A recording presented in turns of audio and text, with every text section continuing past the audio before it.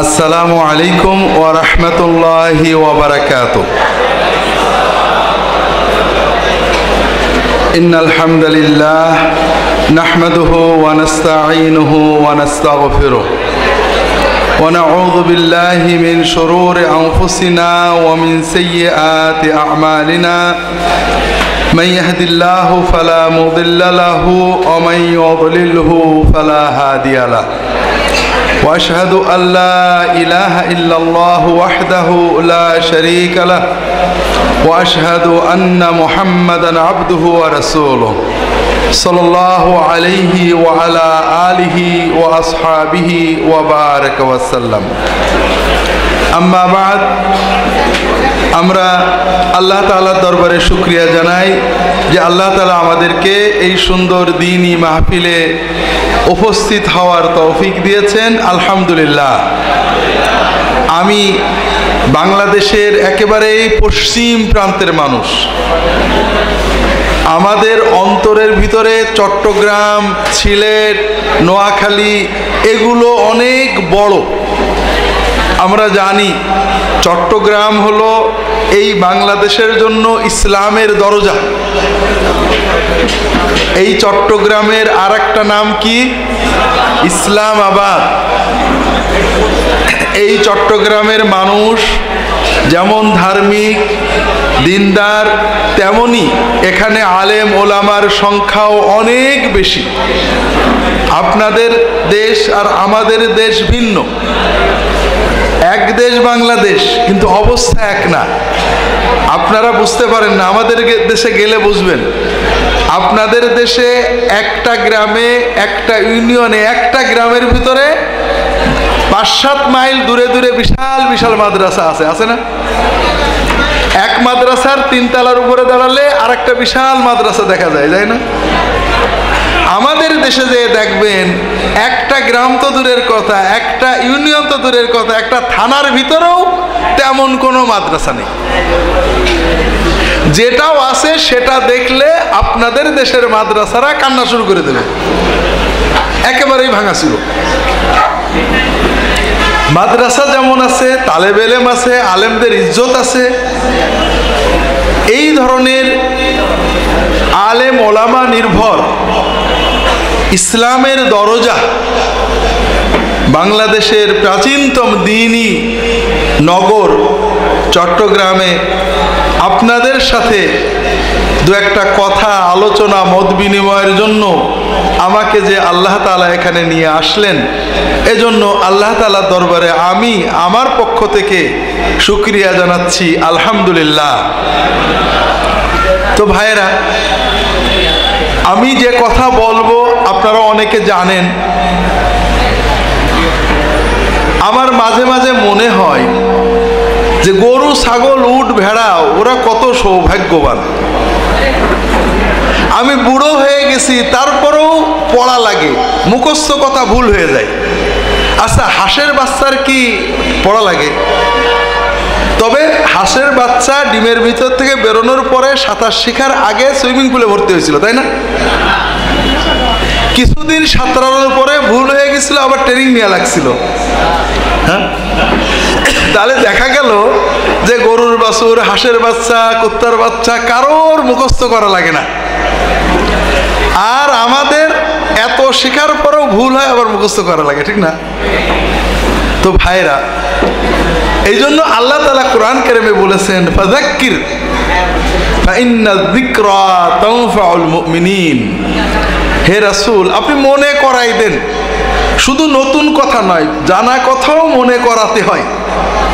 অনেক কথা মনে আছে, মনে যেন হচ্ছে মনে নেই, আবেগের কারণে মন থেকে সরে গেছে। একটা ঘটনা মনে পড়ল। রাসূলুল্লাহ সাল্লাল্লাহু আলাইহি ওয়াসাল্লাম তার ওয়াফাতের সময়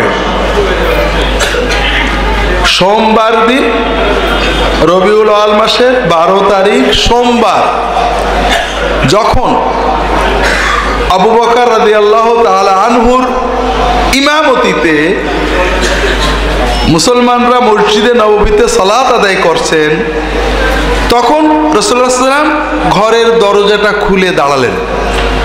আপনারা যারা হজ করেছেন আপনারা জানেন রাসূলুল্লাহ সাল্লাল্লাহু আলাইহি ওয়াসাল্লাম ঘরের দরজা মানে মসজিদে নববীর কেবলার দিকে।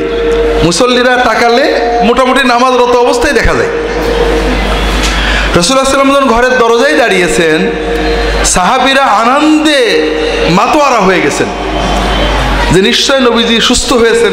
প্রায় 5 দিন মসজিদে জামাতে আসতে পারেন না, নিশ্চয় আজকে থেকে উনি জামাতে নামাজে পড়াবেন। আবু বকর পিছাতে গেছেন, রাসূলুল্লাহ বললেন, ইশারা করলেন তোমরা থাকো। এরপরে একটা কথা বললেন, আম্মা আর রুকু ফাআযিমু ফীহি আর-রাব ওয়া আম্মা আস-সুজুদ ফাআকসিরু ফীহি মিনাদ দুআ।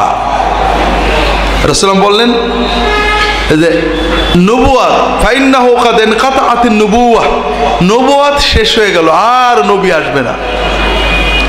তবে মুমিন অনেক সময় সত্য স্বপ্ন দেখবে। সত্য স্বপ্ন নবুয়াতের 48 ভাগের অথবা 70 ভাগের 1 ভাগ। তার মানে স্বপ্ন দেখে আমরা দিন বানাতে পারবো, ঠিক না? হাদিসটা একটু বুঝি, এরপরে বাকিটুকু বলবো। রাসূলুল্লাহ বলেন নবুয়াত বন্ধ হয়ে গেল, কিন্তু মানুষ ভালো স্বপ্ন দেখবে। ভালো সত্য স্বপ্ন যদি কেউ দেখে, এটা আল্লাহর পক্ষ থেকে নিয়ামত। নবুয়াতের 48 ভাগের 1 ভাগ। এখন একজন সত্য স্বপ্ন দেখলো, স্বপ্নে দেখলো সে দাড়ি কেটেছে, অথবা জিবরাইল ফেরেশতা এসে বলছে তুমি দাড়ি কেটে ফেলো। দাড়ি কাটবে তো?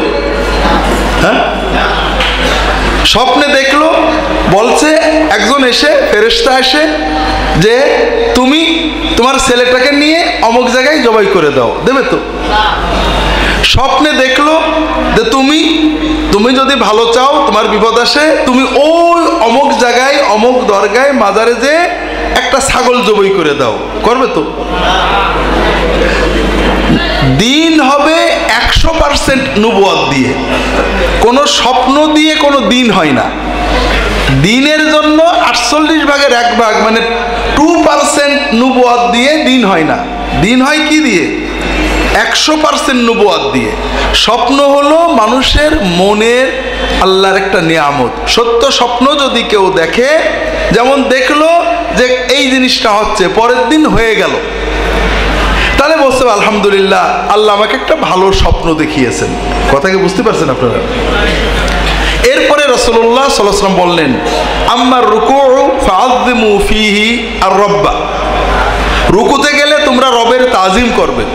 ওয়া আম্মা সুজুদ ফাআকসিরু ফীহি মিনাদ দুআ ফাইন্নাহু কামিনুন আই ইস্তাজাবা লাকুম, আর যখন রুকু করে সেজদা করবে, সেজদার ভিতরে বেশি বেশি বেশি বেশি আল্লাহর কাছে চাইবে, আল্লাহর কাছে দোয়া করবে, কারণ সেজদার দোয়া কবুল হওয়ার সম্ভাবনা খুবই বেশি।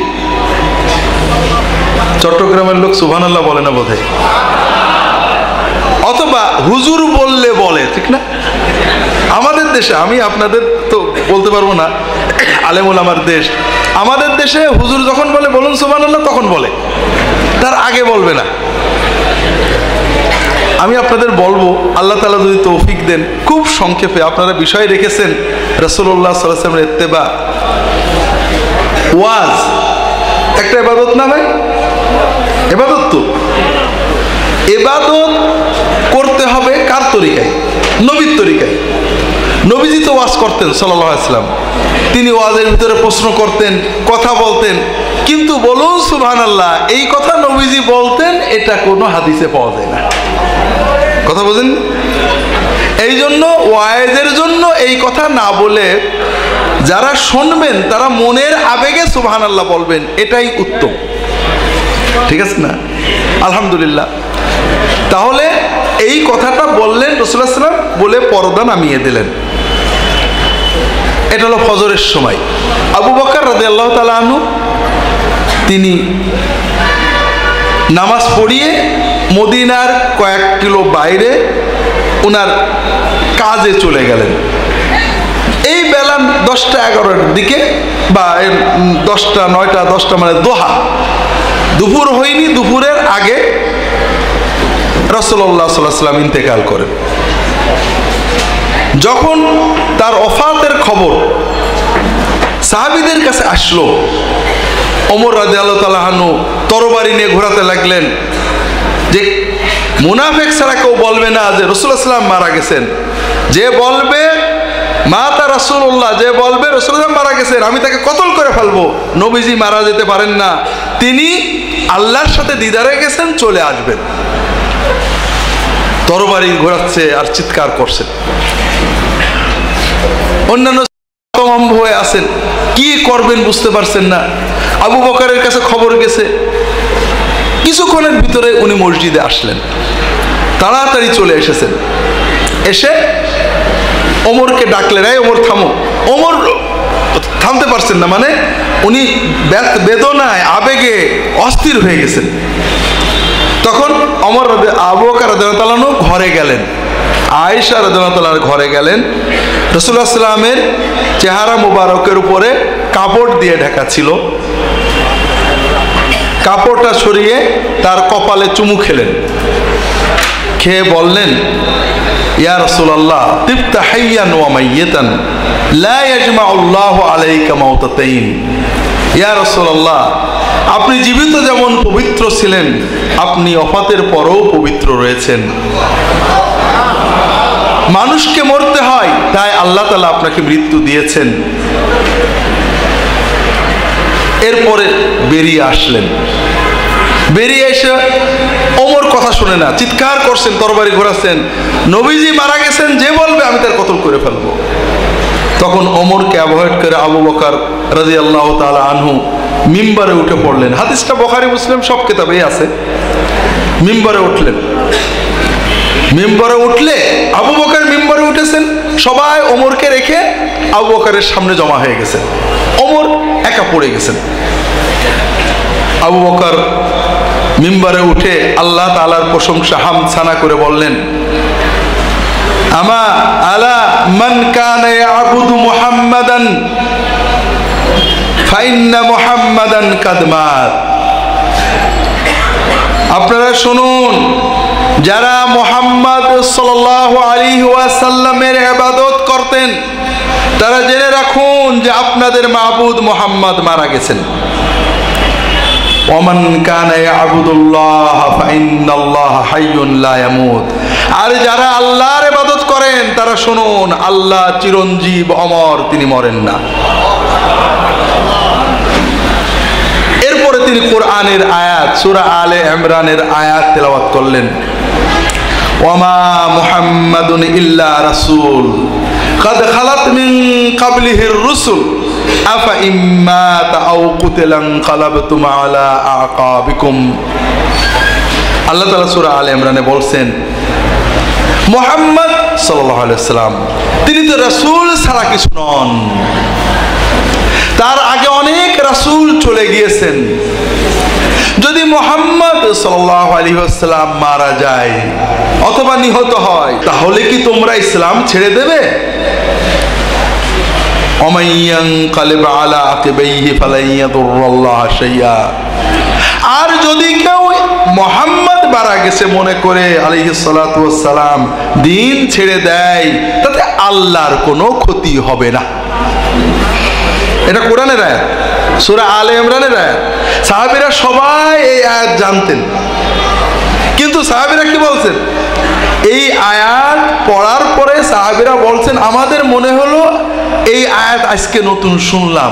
এই যে আয়াত আল্লাহ নাজিল করেছেন মুহাম্মদ সাল্লাল্লাহু আলাইহি ওয়াসাল্লামের ওফাতের ধাক্কায় আমরা আয়াতটার কথা ভুলেই গেছিলাম। কথা বুঝতে পারেননি? ওমর রাদিয়াল্লাহু তাআলা আনহু বলছেন যে আমি যখন এই আয়াতটা শুনলাম, আমার সকল আবেগ হারিয়ে গেল। আমার মনে হলো যে আমার পা আর আমার দেহ রাখতে পারবে না, আমি ঢপাস করে মাটিতে বসে পড়লাম। কোন উদ্দেশ্যে এটা বলছিলাম মনে আছে? যে আমরা অনেক সময় জানা জিনিসও ভুলে যাই। তাহলে আমরা এখানে জানা জিনিসই আলোচনা করব ইনশাআল্লাহ তাআলা। এর ভিতরে ভিতরে কিছু জিনিস আমরা ভুলে গেছি, মনে করার চেষ্টা করব। আপনারা সবাই দিনদার মানুষ, আমরা আল্লাহ তাআলার কাছে দোয়া করি যে কথাগুলো বললে শুনলে আল্লাহ তাআলা খুশি হন, যে কথাগুলো দুনিয়ার জীবনে আল্লাহ রহমত মাগফিরাত বরকত অর্জনে আখিরাতের নাজাতের জন্য আমাদের কাজে লাগবে, আল্লাহ তাআলা সেই কথাগুলো বলার শোনার তৌফিক আমাদের দান করুন, আমিন। হাজেরিন, আমার বিষয় বলা হয়েছে রাসূলুল্লাহ সাল্লাল্লাহু আলাইহি ওয়াসাল্লামের ইত্তেবা, ঠিক না? জি, খুবই জরুরি বিষয়। তার আগে দুটো বিষয় আমি আপনাদের ধারণা দেব। একটা হলো, আমরা যখন কোরআন পড়ি, রাসূলুল্লাহ সাল্লাল্লাহু আলাইহি ওয়াসাল্লামের হাদিস পড়ি, তখন আমরা দেখি যে ইসলামের মূল দাওয়াত হলো ফরজের উপরে। নবীজি সবসময় ফরজের কথা বলেছেন, সুন্নত নফল এগুলো অপশনাল। আর আমাদের দেশের দাওয়াত হয়ে গেছে নফলের উপরে, ফরজ ওয়াজিব এগুলো অপশনাল হয়ে গেছে। আমাদের দাওয়াত ফাজাইলের উপরে, আর রাসূলুল্লাহ সাল্লাল্লাহু আলাইহি ওয়াসাল্লামের দাওয়াত ছিল ফারায়েজের উপরে। আমি একটা উদাহরণ দেব, এরপরে অন্য কথা বলবো। একজন বেদুইন রাসূলুল্লাহ সাল্লাল্লাহু আলাইহি ওয়াসাল্লামের কাছে, অনেকগুলো ঘটনা আছে। আল্লাহ রাসূল সাল্লাল্লাহু আলাইহি ওয়াসাল্লামের দাওয়াত ছিল ঈমান, ফরজ ইবাদত আর মানুষের হক, মানুষের সাথে আচরণ। কোরআন ঘাটলে এগুলোই পাবেন। ছোট্ট কয়েকটা হাদিস বলেই আমরা ইত্তেবায়ে রাসূল বিষয়ে যাব ইনশাআল্লাহ। রাসূলুল্লাহ সাল্লাল্লাহু আলাইহি ওয়াসাল্লামের কাছে একজন এসে সালাম দিয়ে জিজ্ঞেস করছে, ইয়া রাসূলুল্লাহ মুরনি বিআমালিন ইউদখিলুনিল জান্নাহ, আমাকে এমন কোনো কাজ বলে দেন যেন আমি জান্নাতে যেতে পারি। রাসূলুল্লাহ সাল্লাল্লাহু আলাইহি ওয়াসাল্লাম কি বললেন? বিভিন্ন ভাষায় শব্দে আসছে, খামসু সালাওয়াতিন ফিল ইয়াউমি ওয়াল লাইল। প্রথমে বিভিন্ন রিওয়ায়াতে আসছে আল্লাহর ইবাদত করবে, শিরিক করবে না, শিরিক মুক্ত ইবাদত করবে। নামাজ দিনের ভিতরে 5 ওয়াক্ত ফরজ নামাজ আদায় করবে। কি নামাজ? ইয়া রাসূলুল্লাহ হাল আলাইয়া মিন শাইইন, আর কিছু? বলেন না, ইল্লা আনতা তাওয়া, তুমি যদি নফল ফরজের অতিরিক্ত আমরা যেটাকে সুন্নত বলি, ওয়াজিব বলি, এগুলো মূলত তাতাওয়ু নফল। যে নফলগুলো রাসূলুল্লাহ খুব গুরুত্ব দিয়েছেন, আমরা অনেক সময় ওয়াজিব বলি, সুন্নত বলি। রাসূলুল্লাহ বললেন যে ফরজের বাইরে কোনো কিছু নামাজ তোমার জন্য দায়িত্ব নয়, তুমি যদি ইচ্ছা করে করো, করতে পারো। রমজান মাসে 1 মাস রোজা রাখবে। ইয়া রাসূলুল্লাহ হাল আলাইয়া মিন শাইইন গায়রু, আর কিছু? রাসূলুল্লাহ সাল্লাল্লাহু আলাইহি ওয়াসাল্লাম বললেন, না, তুমি চাইলে নফল করতে পারো, যাকাতটা দেবে। ফরজগুলো বললেন রাসূলুল্লাহ সাল্লাল্লাহু আলাইহি ওয়াসাল্লাম। তখন ওই বেদুইন বলছে, ইয়া রাসূলুল্লাহ ওয়াল্লাযী ওয়াল্লাহিল্লাযী আকরামাকা, আল্লাহর কসম করে বলছি যিনি আপনাকে মহা মর্যাদাময় নবী বানিয়েছেন, সেই আল্লাহ তাআলার কসম করে বলছি, লা আতাতাওয়া আলা হাযা শাইয়ান ওয়ালা আনকুসু মিম্মা ফারাদাল্লাহু আলাইয়া শাইয়ান। আল্লাহ তাআলা আমার উপরে যা ফরজ করেছেন তার থেকে একটুও কমাবো না, এর উপরে কোনো নফল কাজ আমি করব না। বুখারীর হাদিস, সব কিতাবের হাদিস।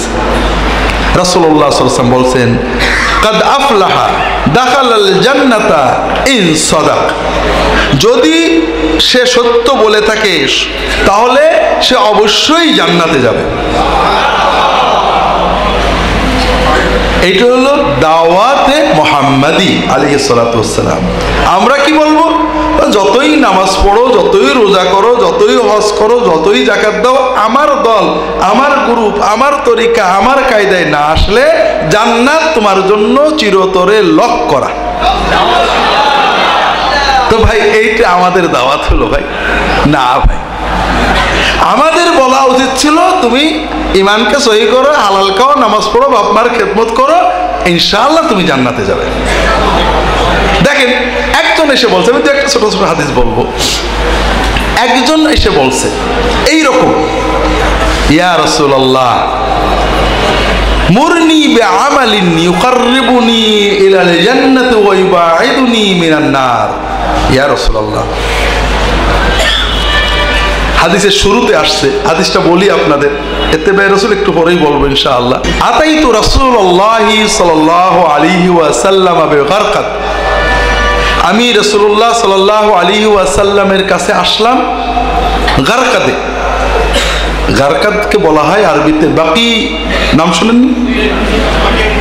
বাকি অল গারকাত, আমরা কি বলি? জান্নাতুল বাকি বলি। বলি আদবের কারণেই তো বলি, ভক্তির কারণে বলি না। এই ভক্তি তো খারাপ কিছু না, এটা তো আল্লাহর রাসূল সাল্লাল্লাহু আলাইহি ওয়াসাল্লাম মহব্বত করে বলি, কোনো সমস্যা নেই। সমস্যা এক জায়গায় আছে, সেটা কি?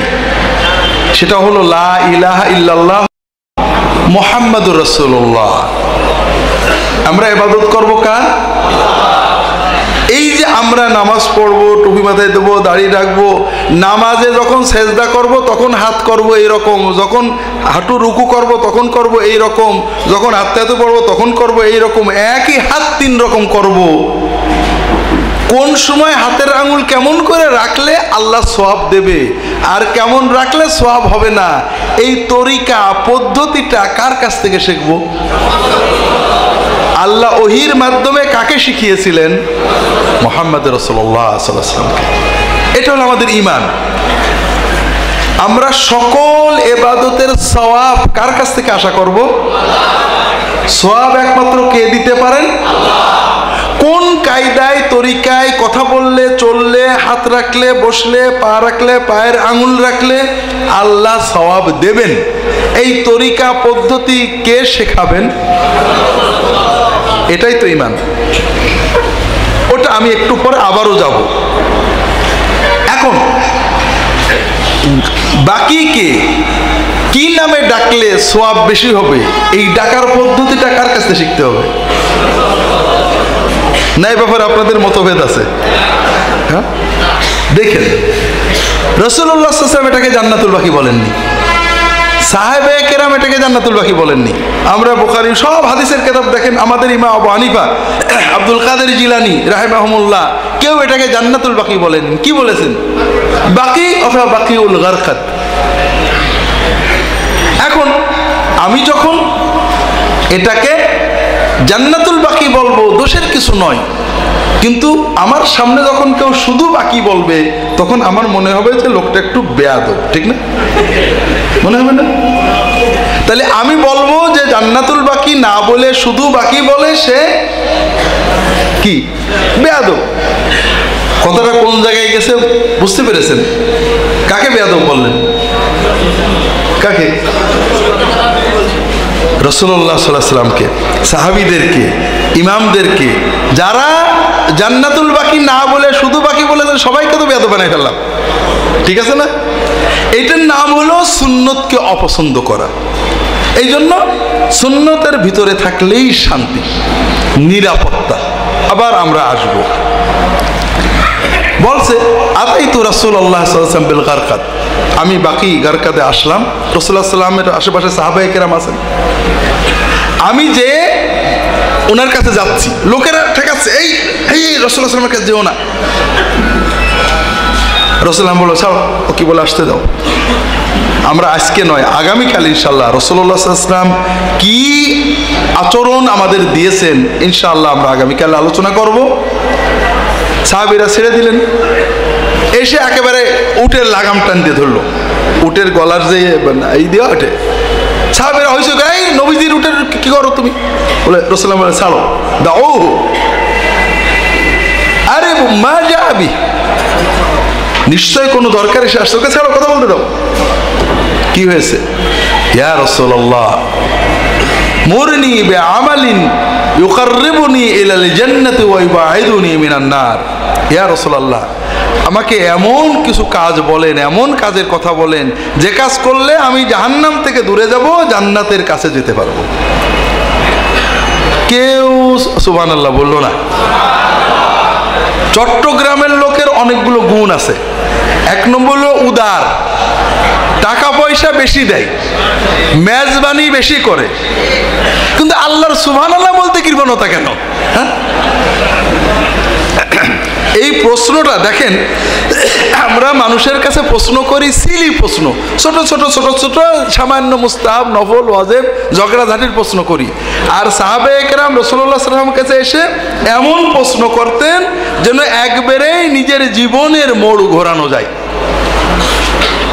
রাসূলুল্লাহ সাল্লাল্লাহু আলাইহি ওয়াসাল্লাম বলেন, লাইন কুনতা আউজাস্তাল মাসআলা ফাকাদ আতওয়ালতা। তোমার প্রশ্ন যদিও সংক্ষেপ, বিষয় অনেক বড়। এরপরে কি বললেন? 5 ওয়াক্ত নামাজ পড়বে, রমজানের রোজা রাখবে, যাকাতটা ঠিক করে দেবে, হজ আদায় করবে, সকল মানুষের সাথে ভালো আচরণ করবে। আতিন নাস বিমা তুহিব্বু আন ইয়াতুহু ইলাইক। তুমি মানুষ থেকে যে আচরণ আশা করো, মানুষের সাথে সেই আচরণ করবে। আর তোমার সাথে যে আচরণ করলে তোমার কষ্ট লাগে, কোনো মানুষের সাথে সেই আচরণ করবে না। এইবার আমার উটের লাগামটা ছাড়ো, আমি যাই। খেয়াল করেন, দিনের মূল হলো আল্লাহর ফরজ ইবাদত করো, মানুষের সাথে ভালো আচরণ করো, ওকে ইনশাআল্লাহ তুমি জাহান্নাম থেকে দূরে যাবে, জান্নাতের কাছে চলে যাবে। মুশকিল হলো ভাইরা, আমাদের দেশে আমাদের দাওয়াত হয়ে গেছে ফাদাইল ওয়ান নওয়াফিল, ফরজ কেন যেন হারিয়ে গেছে। এই যে হারিয়ে গেছে, এর জন্য দায়ী কিন্তু আমরা, আপনারা, আমরা না, আমরা হুজুররা না, আপনারা আমাদের ভক্তরা। এটা কেন? আল্লাহ তাআলা কোরআন কারীমে প্রথম হুকুম করলেন কি? ইকরা, মানে পড়ো। আর আমরা আমাদের দেশের মানুষ সব শুনিয়ে চলতে চায়, পড়তে চায় না, ঠিক না? পড়া বিমুখ। পড়ারও আবার শোনারও আবার কোরআন কারীমের নিয়ম বলেছেন আল্লাহ তাআলা। শোনার সিস্টেম আল্লাহ কোনো জিনিস আমাদের বাদ দেননি, শুধু আমরা বেখেয়াল। আল্লাহ কোরআন কারীমে ভালো ইমানদার জান্নাতি মুমিনদের ক্রাইটেরিয়া, ক্যারেক্টারিস্টিক বর্ণনা করেছেন। আল্লাযীনা ইসতামিউনাল কাওলা ফায়াত্তাবিউনা আহসানা। যারা কথা শোনে, শুনেই মানে না, কথার ভিতরে যেগুলো খুব ভালো কথা, সুন্দর কথা, সঠিক কথা, শুধু ওইগুলো মানে। কথা বোঝেননি? তাহলে মুমিনের ভিতরে, মুমিনকে প্রথম পড়তে হবে এবং শুনতে হবে, তবে শুনেই লাভ মারা যাবে না। শুনে যাচাই করার মতো, ভালো মন্দ যাচাইয়ের মতো একটা যোগ্যতা মুমিনের অর্জন করতে হবে। কথা বুঝতে পেরেছেন? এখন আপনারা বলবেন, এটা সব জায়গায় বলে, জানি না চট্টগ্রামের লোকে বলেন কিনা, হুজুররা এক একজন এক এক কথা বলে, আমরা কি করব? আমি বিষয়টা বুঝি, আপনাদের সাথে শেয়ার করি, চট্টগ্রামের সিস্টেমটা বুঝি।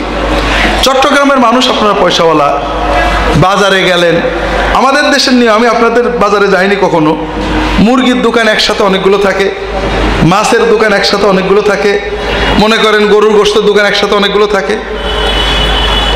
এখন মনে করেন আপনি বাজারে গেলেন, প্রত্যেক দোকানদারই ডাকে, ভাই আসেন, স্যার আসেন, চাচা আসেন, আসেন আসেন, আমারটা ভালো আছে, আমারটা এরকম আছে। আপনাদের আছে নাকি? আছে। এখন আপনি কি করলেন? আপনি বললেন, তাহলে প্রত্যেক দোকানদার আপনাকে, এ বলছে আমারটা ভালো, এ বলছে আমারটা ভালো। আপনি কি করলেন? আপনি মন দিয়ে শোনেন। আপনি বাজারের ব্যাগটা হাতে নিয়ে আস্তে আস্তে বাড়ির দিকে চলে গেলেন। দোকানদাররা এক এক দোকানদার এক এক কথা বলে, বাজার আর কি করে করব, বাড়ি চলে যায়। এই রকম আপনারা ক্রেতা কেউ আছে নাকি চট্টগ্রামে? নেই। গুড। তাহলে আপনি কি করবেন? আমরা যেটা করি, আমার মনে হয় চট্টগ্রামের মানুষ ওটাই করেন। প্রথমে দোকান দেখি, 5 দোকানের ভিতরে কোন দোকানদারটা অপেক্ষাকৃত নির্ভরযোগ্য, আমার আগের পরিচিত, অথবা 2-5 বার কিনেছি, না ঠকাবে না আশা করা যায়, এইরকম একটা দোকান দেখে ঢুকি। অথবা দাড়ি আছে, নামাজি, মসজিদে দেখা হয়, কোনো না কোনো একটা যাচাই পদ্ধতিতে 10টা দোকানের ভিতরে একটা দোকান আমরা যাচাই করে ঢুকবো, ঠিক না? ঢুকলাম, ঢুকার পরে আমাদের দেশের কথা বলছি, আপনাদের দেশে কেমন জানি না, যখন দোকানদার, আপনি মনে করেন আলু কিনবেন, দোকানদার বড় একটা পাত্রে করে অনেক 2 কেজি আলু যখন পাল্লার উপরে রাখে, আমাদের দেশের লোক যেটা করে, এই ভাই রাখো আমি আলু দেখে নেব, আপনারা করেন নাকি? আপনি আলু, টমেটো, পেঁয়াজ, মরিচ, মাছ সবকিছু ওই দোকান চয়েস করার পরও পণ্যও চয়েস করেন না? আপনি বাজারের থলেটা বাড়িতে রেখে বেগম সাহেবকে দিয়ে মসজিদে চলে গেলেন, মসজিদে যে আপনি আমল করছেন, একজন বলল হয়তো ওজিফা করছেন অথবা জিকির করছেন, একজন বলল যে ভাই এটা তো হাদিসে নেই, নবী করেননি, এটা করা যাবে না। আরে ভাই, হুজুররা এক এক কথা কয়, ওই বাদ দাও, যা করছো করো। তাহলে কি বোঝা গেল? বোঝা গেল আপনার কাছে পুঁটি মাছ, আলু, টমেটো, পটল, কাঁচামরিচের চেয়ে ইমানের দাম বেশি বোঝা গেল না কম বোঝা গেল? ভাইরা, আল্লাহ তাআলার সাথে বিজনেসের চেয়ে সহজ নেই। আল্লাহ আপনার মনটা শুধু দেখতে চান, কত আবেগ, কত ভালোবাসা, কত আন্তরিকতা দিয়ে আপনি আল্লাহর কাছে যেতে চাচ্ছেন। আপনার কাছে আলুর দাম বেশি হলো, পটলের দাম, প্রতিটি পটল হাত দিয়ে বেছে নিলেন, দোকান বাঁচলেন, পণ্য বাঁচলেন, মাছ বেছে নিলেন। আর ঈমান, জান্নাত কেনার সময় আপনি বাছাই না করে যা বললো পাল্লা ধরে ঢেলে দিল, নিয়ে চলে আসলেন। বোঝা গেল আপনি আল্লাহর জান্নাতের কোনো দাম দেন না। আপনি যখন দাম দেবেন, ভুল হলেও আপনি জান্নাত পাবেন।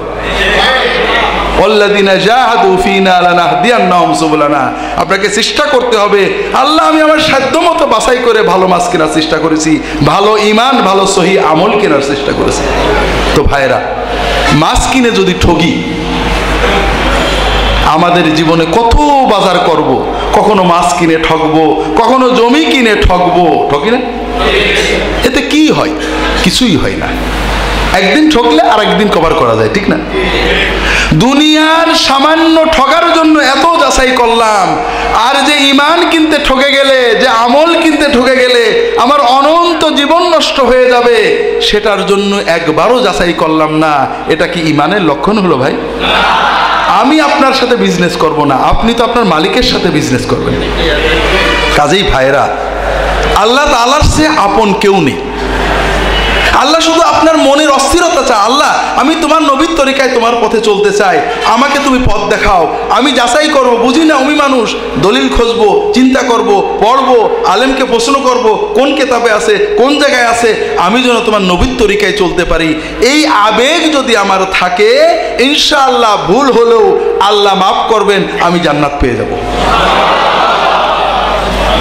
যেটা বলছিলাম ভাইয়েরা, তাহলে আমাদের শুনতে হবে, যাচাই করতে হবে এবং পড়তে হবে। কথা কি বুঝতে পেরেছেন? আমি এ বিষয়ে আর লম্বা বলবো না, এটা হলো আমার ভূমিকা। আপনাদের সব সময়ের জন্য যেটা দরকার, আমি নিজের জন্য, আপনাদের জন্য, আমার ঈমান যদি আমার কাছে পটলের চেয়ে দামি হয়ে থাকে, তাহলে অবশ্যই যাচাই করতে হবে। তো ভাইয়েরা, আমি জানি চট্টগ্রামের জমির দাম অনেক বেশি, ঠিক না? অনেক বেশি। আপনি মনে করেন চট্টগ্রামের একজন বড়লোক মানুষ, আপনি আমাদের কোনো উত্তরবঙ্গের একটা অল্প টাকার জমি কিনবেন, দলিল না দেখে কিনবেন? কি কি দেখবেন? দলিল দেখবেন, দলিলের ফটোকপি নেবেন, অরিজিনাল দেখবেন। পিঠ দলিল বলি আমরা, মানে ওই লোক যার কাছ থেকে কিনেছে তার দলিল। হ্যাঁ, এরপরে কি দেখি? ওই যে কি যেন বলে, পর্চা দেখি, সিএস পর্চা, আমি ওগুলো বুঝি না ভাই ভালো। এরপরে কি দেখি? ওই সেই কত সালের রেকর্ড। হ্যাঁ, 2 লাখ টাকার জমি কেনার জন্য আমরা অরিজিনাল দলিল খুঁজি, পিঠ দলিল খুঁজি, আমরা পর্চা দেখি, ওই 60 বছর 70 বছর আগের রেকর্ড খুঁজি, সাব রেজিস্ট্রি অফিসে খোঁজ নিই। আর জান্নাতের 1 কাঠা জমি কেনার জন্য কোনো কিছুই খোঁজ না করে যা বললো নিয়ে নিলাম, পকেটের টাকা দিয়ে দিলাম। এটা কি জান্নাত আপনার কাছে গুরুত্বপূর্ণ সাই বোঝা গেল, না জান্নাতের আপনি গুরুত্ব দেন না তাই বোঝা গেল? তো ভাইরা, কোন পণ্যের, আল্লাহ তাআলার পণ্য যদি আপনি দাম না দেন, আল্লাহ কেন আপনাকে দাম দেবে? আপনাকে তো দাম দিতে হবে। আল্লাহ, আমি তোমার কাছ থেকে সবচেয়ে দামি জিনিস কিনতে চাই, আমি যাচাই করব, আসল দলিল কোরআন দেখব, আসল দলিল নবীর সুন্নাত দেখব, আসল দলিল সাহাবাদেরকে দেখব। আমি ভালো করে যাচাই বাছাই করে, আমাদের জীবনে ভাইরা 2 লাখ টাকা জমিতে হেরে গেলে এমন কিছু লস হয় না। কত জমি কিনে, আমার বাপ জমি কিনেছে, আরেকজন দখল করে নিয়েছে, কি হয়েছে? আমরা তো বড় হয়ে গেছি, মানুষ হয়ে গেছি, কথা বোঝেননি?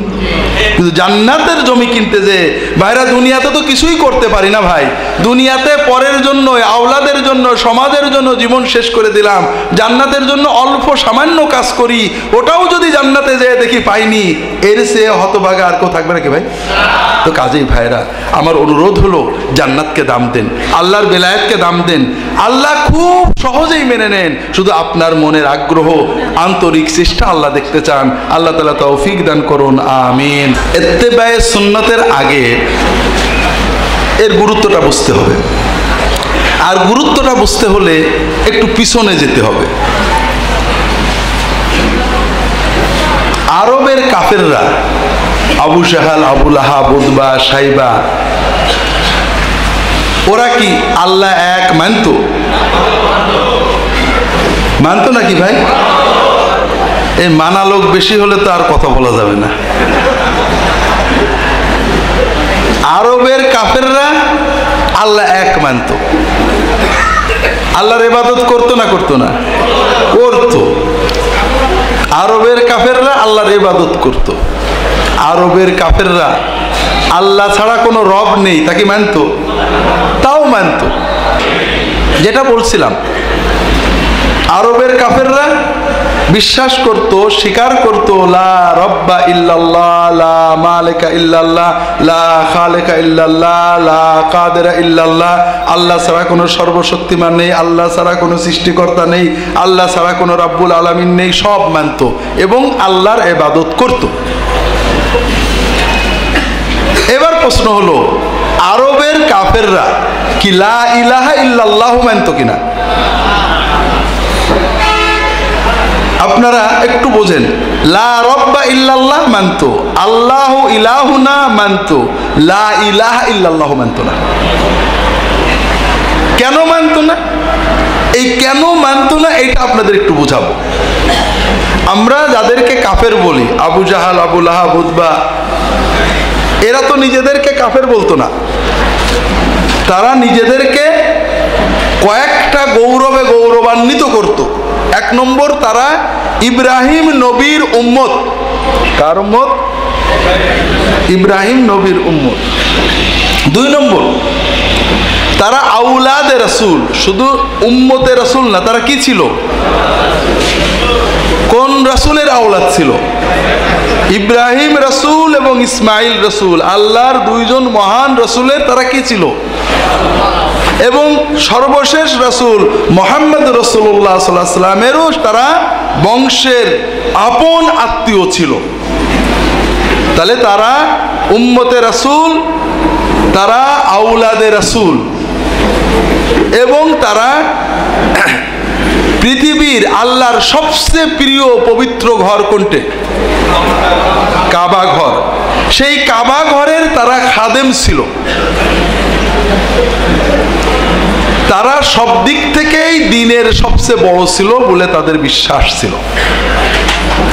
প্রবলেমটা কি হয়েছিল? প্রবলেমটা হয়েছিল, মানুষ গতানুগতিক জিনিস, বাকি জিনিস বারবার করলে বিরক্ত, একটা নতুনত্ব চাই। কি চাই?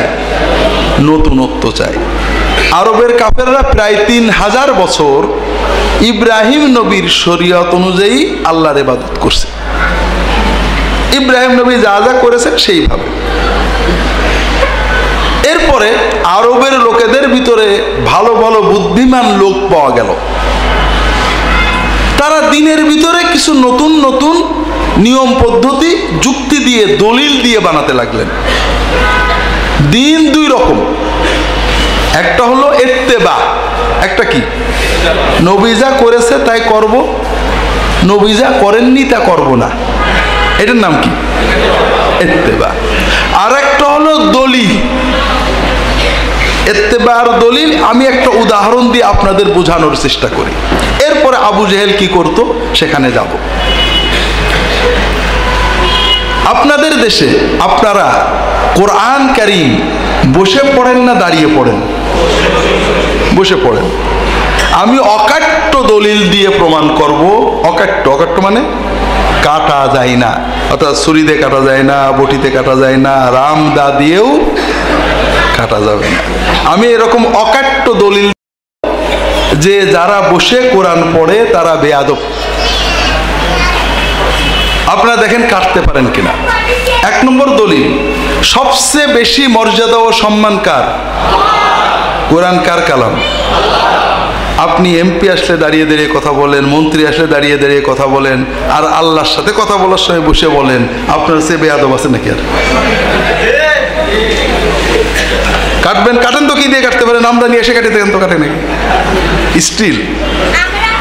2 নম্বর, আমাদের মুসলমানদের মডেল এবাদত হলো নামাজ। এটা কিন্তু বাস্তব। নামাজের ভিতরে আমরা সব ইবাদত করি, জিকির করি, তাসবিহ করি, তাহলিল করি, তাকবীর করি, কোরআন পড়ি, দরুদ পড়ি, সালাম পড়ি, দোয়া পড়ি। সকল ইবাদতের সমন্বিত ইবাদত হলো নামাজ। নামাজের ভিতরে আমরা আল্লাহর কাছে দোয়া করি, করি না? দাঁড়িয়ে না বসে? বসে। নবীর উপরে দরুদ পড়ি, দাঁড়িয়ে না বসে? নবীর উপরে সালাম পড়ি, দাঁড়িয়ে না বসে? আল্লাহর আত্মায়াত পড়ি, দাঁড়িয়ে না বসে? তাহলে দাঁড়িয়ে কি করি?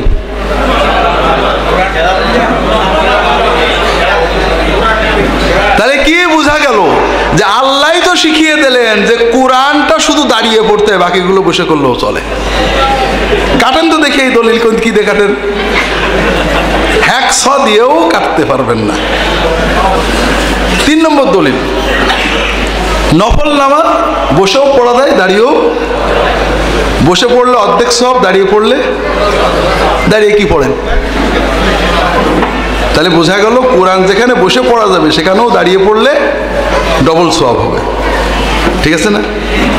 কাটবে, কাটেন তো এই দলিলগুলো কি দিয়ে কাটবেন? তাহলে এখন থেকে আপনারা চট্টগ্রামে সব হেফজখানায় বলে দেবেন কোরআন দাঁড়িয়ে পড়বে, আপনারা সবাই কোরআন দাঁড়িয়ে পড়বেন। রাজি আছেন তো? কেন?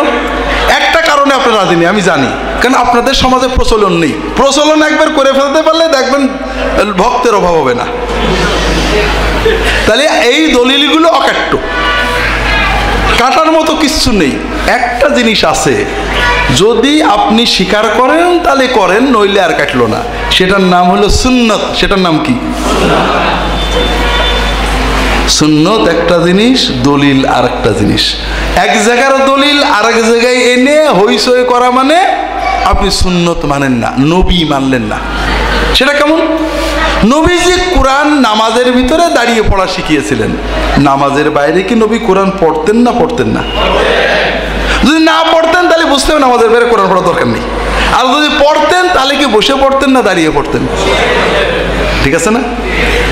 রাসূলুল্লাহ সাল্লাল্লাহু আলাইহি ওয়াসাল্লাম বসেও পড়তেন, শুয়েও পড়তেন। আয়েশা রাদিয়াল্লাহু তাআলা বলছেন রাসূলুল্লাহ সাল্লাল্লাহু আলাইহি ওয়াসাল্লাম অনেক সময় আমার কোলে শুয়ে শুয়ে কোরআন পড়তেন। তাহলে সুন্নত দ্বারা কি বোঝা গেল? যে নামাজের কোরআন দাঁড়িয়ে পড়া সুন্নত, আর নামাজের বাইরের কোরআন বসে পড়া। দাঁড়িয়ে পড়া কি নাজেজ? না। কারোর পা ব্যথা হয়ে গেছে, দাঁড়িয়ে পড়ছে। কারোর ঘুম আসছিল, হাফেজ ছেলে দাঁড়িয়ে দাঁড়িয়ে পড়ছে, নাজেজ হবে নাকি? দাঁড়িয়ে পড়া জায়েজ। বসে পড়ার নবীর নিয়ম। দাঁড়িয়ে পড়লে দোষ নেই, দাঁড়িয়েই পড়ুক বসেই পড়ুক সওয়াব হবে। তার পড়া অনুসারে দাঁড়ানোর কারণে কোনো সওয়াব পারবে না, এই তো। কিন্তু কোনো লোক যদি এখান থেকে শুনে যে এই 4টে দলিল দিয়ে ইয়াকিন করে যে দাঁড়িয়ে পড়লে আদব বেশি হয়, সে সারাদিন বসে থাকে, কথা বলে, কিন্তু কোরআন পড়ার ইচ্ছা হলেই কোরআন শরীফ নিয়ে দাঁড়িয়ে যায়, এটা কি হবে? হায় আল্লাহ, একটু আগে বললেন দাঁড়িয়ে কোরআন পড়া জায়েজ, আবার এখন বলছেন দাঁড়িয়ে কোরআন পড়া বেদাত। খেয়াল করেন, একটু বোঝার চেষ্টা করেন। বেদাত কিন্তু কাজের নাম না। বেদাত হলো আপনার চিন্তার নাম, আকীদার নাম। দাঁড়িয়ে কোরআন পড়া, বসে কোরআন পড়া, শুয়ে কোরআন পড়া সবই চলে, কিন্তু দাঁড়ানো নামক কাজটাকে কোরআন তেলাওয়াত নামক ইবাদতের অংশ মনে করা, দাঁড়ানো নামক কাজটাকে কোরআন তেলাওয়াত নামক ইবাদতের আদব মনে করা, এই মনে করাটার নাম কি? বিদআত। কেন এটা বেদাত? কেন এটা ভয়ঙ্কর? কারণ আপনি যখনই একজন লোক পায়ে ব্যথা হলে দাঁড়িয়ে পড়ছে, সে কি মনে করছে বসে পড়লে সব কম হবে? সে কি মনে করছে বসে পড়া লোক বেয়াদব? কিন্তু যে কোরআন পড়লে দাঁড়িয়ে পড়লে আদব বেশি হয় বলে মনে করে, সে বসে পড়াকে কি মনে করে? বেয়াদবি অথবা কম সওয়াব মনে করবে। সে কাকে বেয়াদব বলছে? এই জন্য বেদাত মানে সুন্নতকে অবজ্ঞা করা, ছোট মনে করা। আর এজন্যই বেদাত এত ভয়ঙ্কর। কাম খুব সহজ, এটা দাঁড়িয়ে পড়েছি, কিন্তু আপনি যে চিন্তা করলেন দাঁড়ানোটা কোরআন তেলাওয়াত নামক ইবাদতের অংশ, বসে কোরআন তেলাওয়াত করলে সওয়াব কম হবে বা বেয়াদবি হবে, এই যে মনে করলেন, এই মনে করার মাধ্যমে আপনি রাসূলুল্লাহ সাল্লাল্লাহু আলাইহি ওয়াসাল্লামের সুন্নাত তরিকাটাকে ছোট মনে করলেন। আর নবীর তরিকা ছোট মনে করার পর কি আর ঈমান থাকে? নবীজির উপরে ঈমান গড়বড় হয়ে গেল। কেন আমরা বলবো, তাহলে বুঝেছেন তো? এটা আমরা আবারও পরে বলবো ইনশাআল্লাহ। সেটা হলো তাহলে দলিল আর সুন্নত, বুঝেছেন তো? দলিলের অভাব নেই, সব অকাট্য, কিন্তু সুন্নত রসুল থেকে নিতে হবে, দেখতে হবে, জানতে হবে, থাকতে হবে। গুড। আরবের কাফেররা প্রায় 3000 বছর ইব্রাহিম নবীর তরিকায় আল্লাহর ইবাদত করেছে, হজ করেছে, ওমরা করেছে, কুরবানি করেছে, সব করেছে। এরপরে সমাজের ভিতরে ক্রমান্বয়ে কিছু কিছু বড় বড় আল্লামা জন্ম নিলেন। তারা কিছু কিছু বিষয় ইজতিহাদ করে, চিন্তা ভাবনা করে, পাণ্ডিত্যের মাধ্যমে নতুন সৃষ্টি করতে লাগলেন। একটা ইজতিহাদ ভালো জিনিস, যেমন ইব্রাহিমের জামানায় ছিল না, এখন হয়েছে, কি করব। আর একটা হলো নিজেরা কায়দা করে, যুক্তি দিয়ে, অকাট্য দলিল দিয়ে নিয়ম কানুন নতুন বানানো। একটু বোঝেন, আমি দু একটা নিয়ম কানুনের কথা বলি। আমরা হজ করি, আবু জাহেল হজ করতো না? করত। হজ তালবিয়া পড়ে পড়ে, আল্লাহর জিকির করে করত। 3000 বছর প্রায় চলে গেল। এখন কোন কোন বুজুর্গ হজের সময় তালি বাজিয়ে বাজে, শীষ বাজিয়ে বাজে আল্লাহ জিকির করতে লাগলো। কথা বুঝেন? আল্লাহ কোরআনে বলেছেন। এখন যারা নবীর তরিকা চাই, সুন্নতের ইত্তেবা চাই, তারা বলল কই ইব্রাহিম নবী তো হাততালি বাজে, শীষ বাজায়, তো তপ করিনি। তখন যারা অকাট্য দলিল চাই, তারা বলল ইব্রাহিম নবী করিনি, নিষেধ তো আর করিনি। সব কি আজীবন ইব্রাহিম নবীর তরিকায় হবে নাকি? কত কিছু আমাদের নতুন করা লাগছে। কাজে আল্লাহর জিকিরটা যদি একটু ফুর্তিতে করি, তোমাদের সমস্যা কি? অকাট্য দলিল, কিছু বলার নেই। এরপরে আমি ছোট থেকে পরে অন্য জায়গায় যাব। তারা ওমরা তওয়াফ করতো এহরামের কাপড় পরে। কি পরে? ইব্রাহিম নবী এহরামের কাপড় পরে তওয়াফ করেছেন। এরপরে নতুন সমস্যা হলো, ইব্রাহিম নবী হালাল খেতেন। আরবের কাফেররা বলল যে আমরা তো আর হালাল খাই না, হারাম টাকা ভরে গেছে, লুটপাট করি, মানুষের ফাঁকি দিই, কত কিছুই তো করি, আমাদের জামা কাপড় হারাম। আর এই হারামের টাকার কাপড় পরে দিয়ে আল্লাহর ঘরে যাওয়া তো জায়েজ হবে না। তাহলে কি করতে হবে? ন্যাংটো হয়ে যেতে হবে। আল্লাহ যেভাবে আমাদেরকে বানিয়ে দিয়েছেন ওইভাবে আল্লাহর কাছে যাব। যারা সুন্নত চাই তারা বলল যে হাই হাই, ইব্রাহিম নবী আজীবন এহরাম পরে করলো, তোমরা আবার ন্যাংটো হচ্ছ কেন? ওরা বলল ইব্রাহিম নবীকে হারাম করছিল নাকি আমাদের মতো? ইব্রাহিম নবী হালাল খেত, তিনি তো এহরাম পরবেন। আমরা এখন নতুন পরিস্থিতিতে কি করব? হারাম তো বাদ দিতে পারছি না, আর হারামের টাকা পরে আল্লাহর ঘরে যায় কি করে? কাজে আল্লাহ আমাদের দুনিয়াতে যেভাবে পাঠিয়েছেন ওইভাবে যেতে হবে। কথা বোঝেননি? এরপরে আরো বোঝেন, হজেরটা শেষ করে অন্য জায়গায় যাব। অকাট্য দলিলগুলো ভালো করে বোঝেন, সব তো বলতে পারবো না। আমরা হজ করি জিলহজ মাসের 9 তারিখ, হজে আমরা কোন জায়গায় থাকি? আরাফাত। আপনারা চট্টগ্রামের লোক প্রায় সবাই হাজি, আরাফাতে থাকে। ইব্রাহিম নবী আরাফাতেই হজ করে গেছেন, 3000 বছর প্রায় ওরা আরাফাতেই হজ করলো। এরপরে একটা নতুন মসলা তৈরি হয়ে গেল। তারা বলল পৃথিবীতে আল্লাহর সবচেয়ে প্রিয় মহাপবিত্র স্থান হলো মক্কা, ঠিক না? যারা জানেন না তাদেরও বলি, মক্কা একটা হলো বাইতুল্লাহ, কাবা, এটা হলো মূল। কাবা ঘরের পাশে চারিদিকে, কোনো দিকে 12 কিলো, কোনো দিকে 9 কিলো, কোনো দিকে 16 কিলো একটা বাউন্ডারি আছে। বাউন্ডারিকে বলা হয় হারাম। হারাম মানে হলো মহাপবিত্র, মহাসম্মানিত। আর এর বাইরেকে বলা হয় হালাল, মানে নর্মাল। কথা বুঝেছেন? হালাল মানে যেমন ঢাকা হালাল, চট্টগ্রাম হালাল। আর হারাম মানে ঠিক কাবাগরের যে বাউন্ডারি ইব্রাহিম নবী দিয়ে গিয়েছেন ওইটা। তারা বলল যে আল্লাহর কাছে সবচেয়ে পবিত্র, সবচেয়ে প্রিয় জায়গা হলো মক্কার, আর আল্লাহর কাছে সবচেয়ে প্রিয় দিন হলো আরাফাতের দিন। আরাফাতের দিনে, হজের দিনে যদি আমরা আল্লাহর সবচেয়ে প্রিয় জায়গা ছেড়ে আরাফাতে যাই, আরাফাত হলো হালাল, নর্মাল, এই সাধারণ জায়গা। আমরা যদি হজের মতো মহাপবিত্র দিনে মক্কার মতো মহাপবিত্র জায়গা ছেড়ে নর্মাল জায়গায় যাই, তাহলে মক্কা শরীফের বেইজ্জত করা হয়। অকাট্য দলিল, কাটতে পারবেন না, কাটলে আপনি বেয়াদব হয়ে যাবেন, মক্কার ইজ্জত করেন না হয়ে যাবেন। তাহলে কি করতে হবে? খুব সহজ, সব লোক আরাফাতে হজ করবে। আমরা আরাফাতের সবচেয়ে কাছে যে হারাম জায়গাটা আছে মুজদালিফায় যে হজ করব। এখন যারা সুন্নত চাই তারা বলে, কো ইব্রাহিম নবী তো আরাফাতেই করেছে, আমরা আবার মুজদালিফায় করবো কেন? যারা মুজদালিফা কাবাঘরের মর্যাদার পক্ষে, বেটা বেয়াদব, কাবাঘর মানিস নে, ইব্রাহিম নবীর মানিস নে। ইব্রাহিম নবী তো আরাফাতে করবেই, তিনি তো মক্কার বাসিন্দা ছিলেন না। যুক্তি দেখেন, আমরা মক্কার লোক, এই দিনে মক্কা ছেড়ে গেলে মক্কার সম্মান থাকে। 2 নম্বর, ইব্রাহিম নবী করেছেন তো সারা বিশ্বের মানুষের জন্য।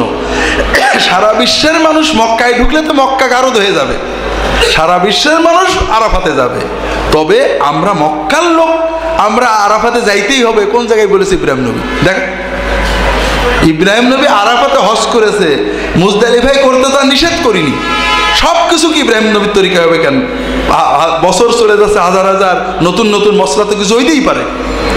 অকাট্য দলিল, কিছুই করার নেই, ঠিক আছে না?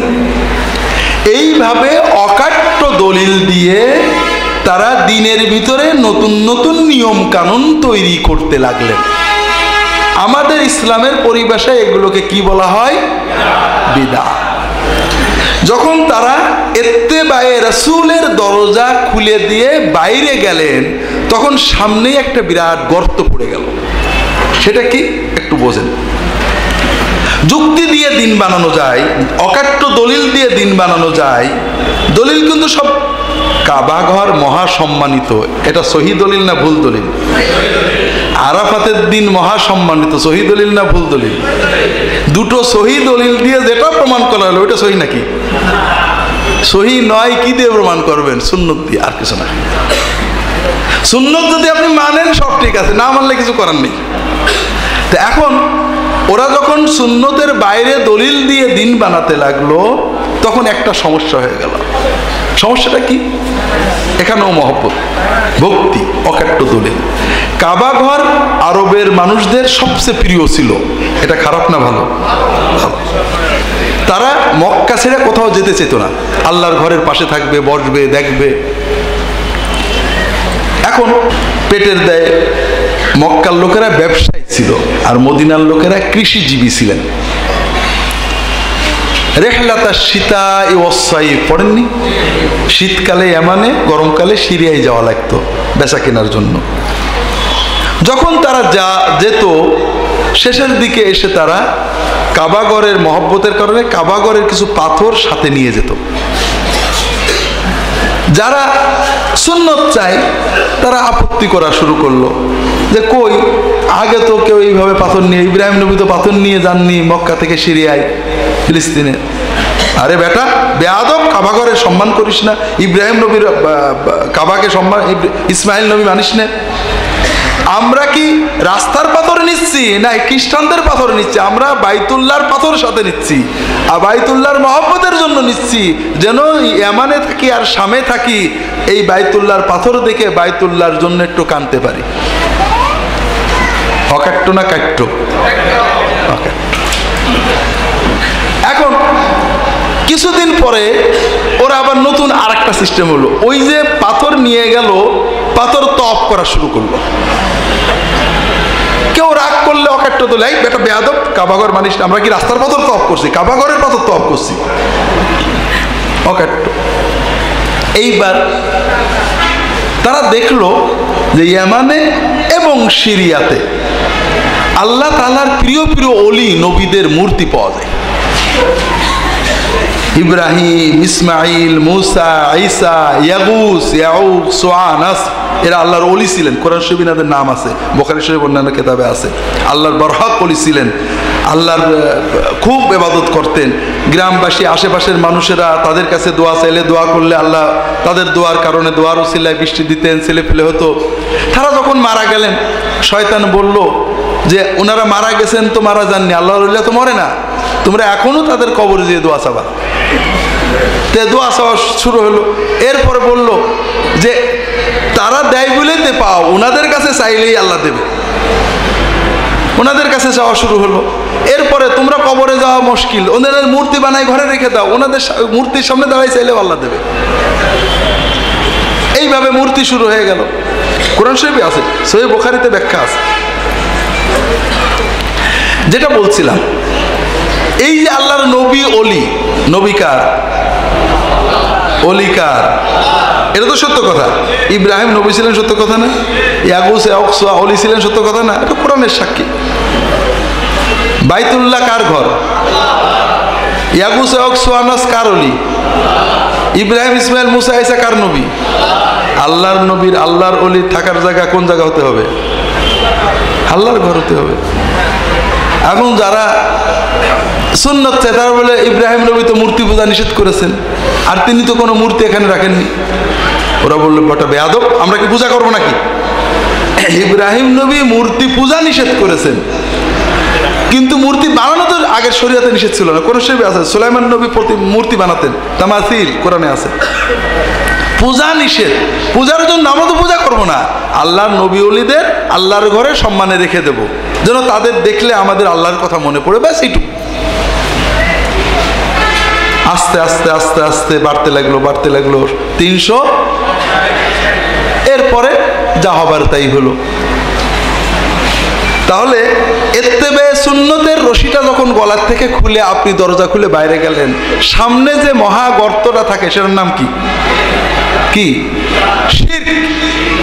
বেদাতের দরজা খোলার পরে সামনে একটা বড় গর্ত থাকে, সে গর্তের নাম কি? বেদাতে ঢুকলে শিরকের পথে আর কোনো বাধা থাকে না। নবীর, যে কোনো নবীর উম্মতের নাজাতের পথ হলো যে তার ইত্তেবার রশিটা গলায় থাকতে হবে। নবী যা করেছে তাই করো, নবী যা করেনি করবো না।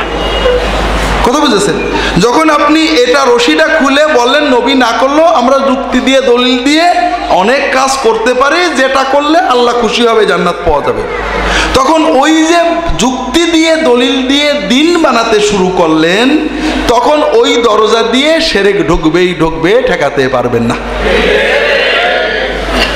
তাহলে আরবের কাফেরদের প্রথম কোন দরজা খুলছিল? প্রথম বেদাতের দরজা খুলছিল। বেদাতের দরজা খোলার পরে সামনে কোন দরজা পেল? ঢুকে গেল। এরপরে আরেকটা জিনিস ঢুকলো, সেটা হলো বান্দার হক। সেটা কি? বান্দার হক। সেটা হলো ভাইরা, আমরা সবাই ধর্ম পালন করি, কারণ ধর্মটা মানুষের মজ্জা কত। দুনিয়াতে নাস্তিক বলে তেমন কেউ নেই, কথা বুঝতে পারছেন?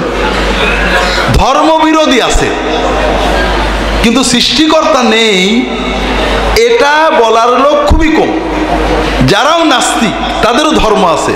নাস্তিকের কি আছে? ইসলাম ধর্ম বিরোধী হতে পারে, কিন্তু নাস্তিকের ধর্ম আছে। একজন নাস্তিক স্টালিন বা মাও সেতুংয়ের মূর্তি পাশে গান গাচ্ছে সুর করে, আছে না? এটা কি কোনো বিজ্ঞান দিয়ে এটা ব্যাখ্যা হবে? এটা তার ইবাদত। কথা বোঝেননি? প্রতিটি মানুষই, বৈজ্ঞানিক ব্যাখ্যা নেই, মনের আবেগ,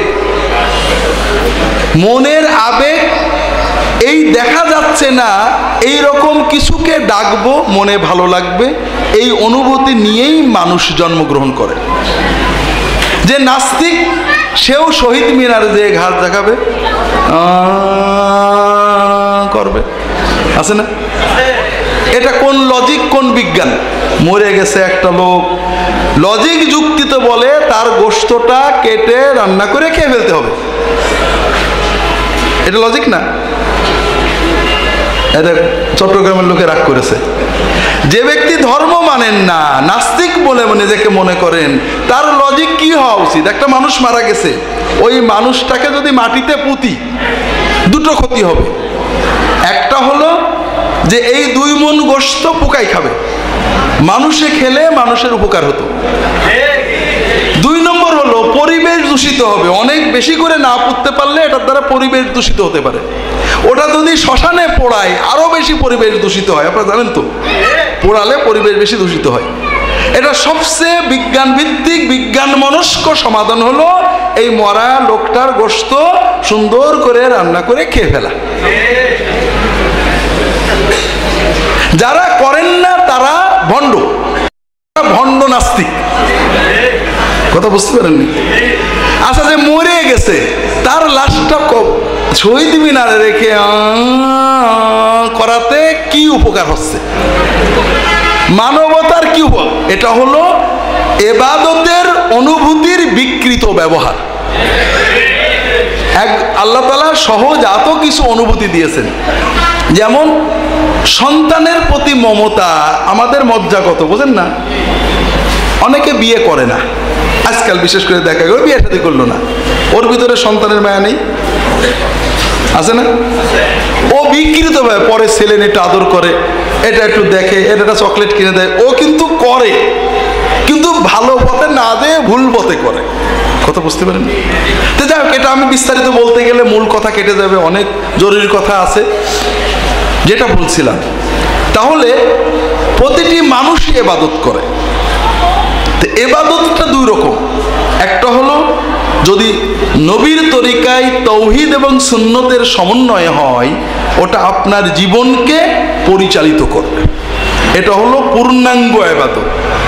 আর যদি তৌহিদ এবং সুন্নত না থাকে, এটা হবে খণ্ডিত ইবাদত। যতক্ষণ ইবাদত করবেন ইবাদত, যখন অর্থাৎ আপনি মসজিদে মুসলমান, দোকানে কিছুই না, মসজিদে মুসলমান, পরিবারে বউয়ের সাথে ঝগড়ার সময় কিছুই না, এটা হলো খণ্ডিত ধর্ম।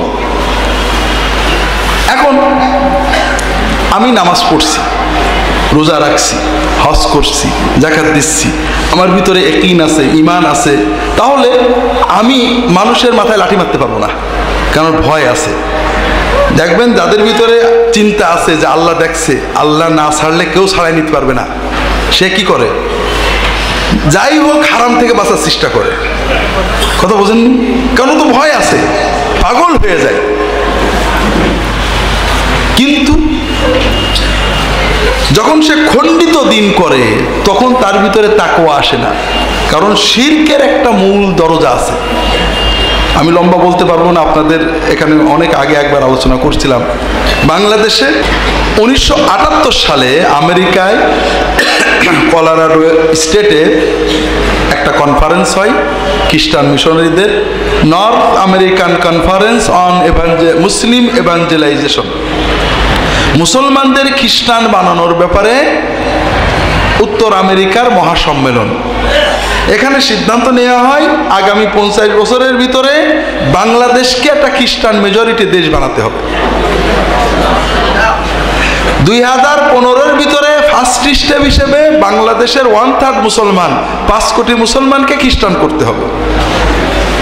এই টার্গেটে তারা কি করলেন, তাদের যত ধর্মগ্রন্থ আছে মুসলমানদের পরিভাষায় অনুবাদ করলেন। ইসলামের পরিভাষা কোরআন, হাদিস, নামাজ, রোজা, মুনাজাত, নবী, রসুল, তরিকা এইসব দিয়ে করে নেবেন। বই পড়লে মনে হবে মুসলমানদের, আমরা এবং বলেন যে আমরা মুসলমান, আমরা ঈসাই তরিকার মুসলমান।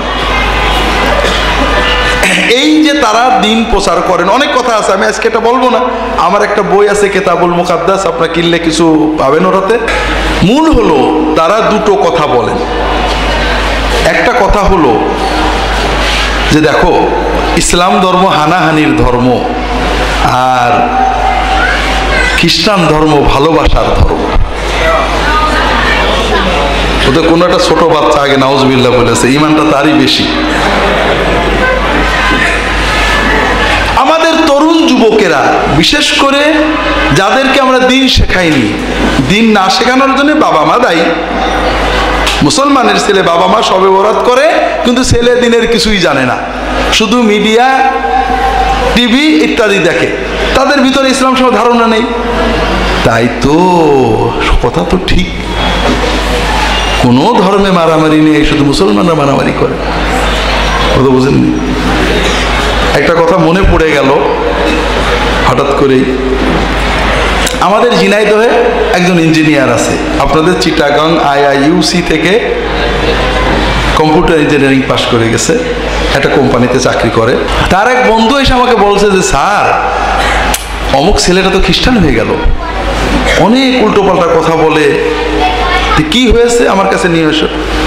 তা আসলো, বলে স্যার আমি কোম্পানি, যেহেতু আমি কম্পিউটারের কাজ করি, আমার কোম্পানি আমাকে মানে স্কাইপি টাইপে সব ফ্রি করে দিয়েছে। তাছাড়া মোবাইলে চ্যাট করে অনেকে, সবার সাথেই করে, আমাদের দেশের অনেক যুবক তরুণের কাছেই করে। মোবাইলে মেসেজ দেয়, আমি তোমার সাথে চ্যাট করবো, আমি বুলগেরিয়ার, আমি ব্রাজিলের, আমি সুইডেনের, আমি তোমার বন্ধু হব। তোমার নাম কি? অমুক। আচ্ছা তোমার ধর্ম কি? ইসলাম। ও তোমাদের ধর্মের নাম ইসলাম, তো শুনি। তোমাদের ধর্মগ্রন্থের নাম কি? কোরআন। ও সব জানে, ওরা ট্রেন খ্রিস্টান, টিচার, মিশনারি। কিছুদিন পরে প্রশ্ন দেয়, তোমাদের ধর্মগ্রন্থটা পড়লাম, আচ্ছা তোমাদের ধর্মগ্রন্থে মানুষ খুন করার কথা রয়েছে কেন? অমুক সূরার অমুক আয়াতে দেখো মানুষ খুন করার কথা আছে। ও তো আগে কোনদিন পড়িনি। তাই তো এখানে লেখা আছে, হে রাসূল আপনি কাফেরদের, মুনাফিকদের বিরুদ্ধে সংগ্রাম করেন, অথবা যে মুশরিকদের যেখানে পান কতল করেন। তাই তো এরপরে আরেকটা করে প্রশ্ন দেয়। কথা বুঝেছেন? আর আমরা আলহামদুলিল্লাহ বাংলাদেশের যারা আপনারা ভালো মুসলমান, তারা ছোট ছোট বিষয় নিয়ে ঝগড়া করছেন। মিলাদ পড়বো না, কিয়াম করবো না, রফাদাইন করবো না।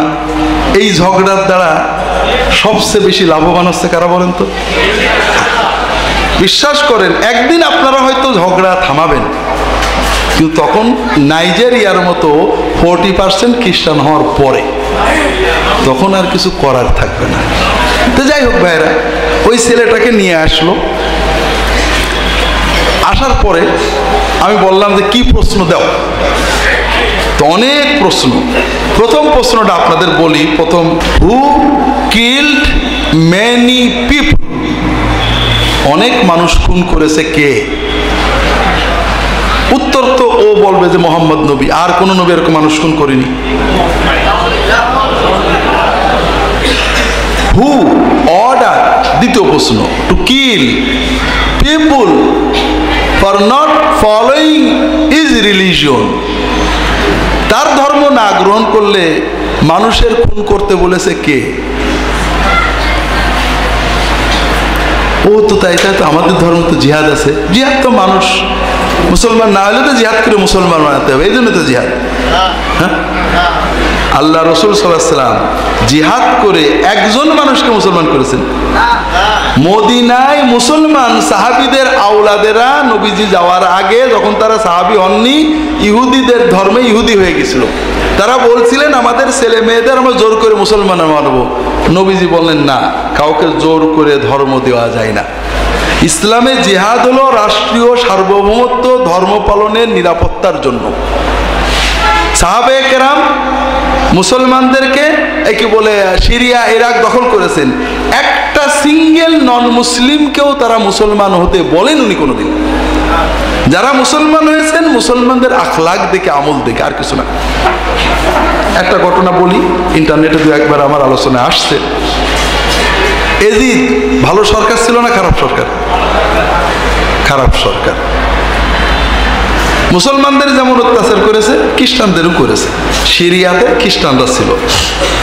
সিরিয়ার যে বড় মসজিদ দামেস্কের যে সেন্ট্রাল মস্ক, জামে উমাবি বলে, এই মসজিদ যখন বানানো হয় তখন তো ছোট ছিল, মসজিদের খানিক দূরে একটা গির্জা ছিল।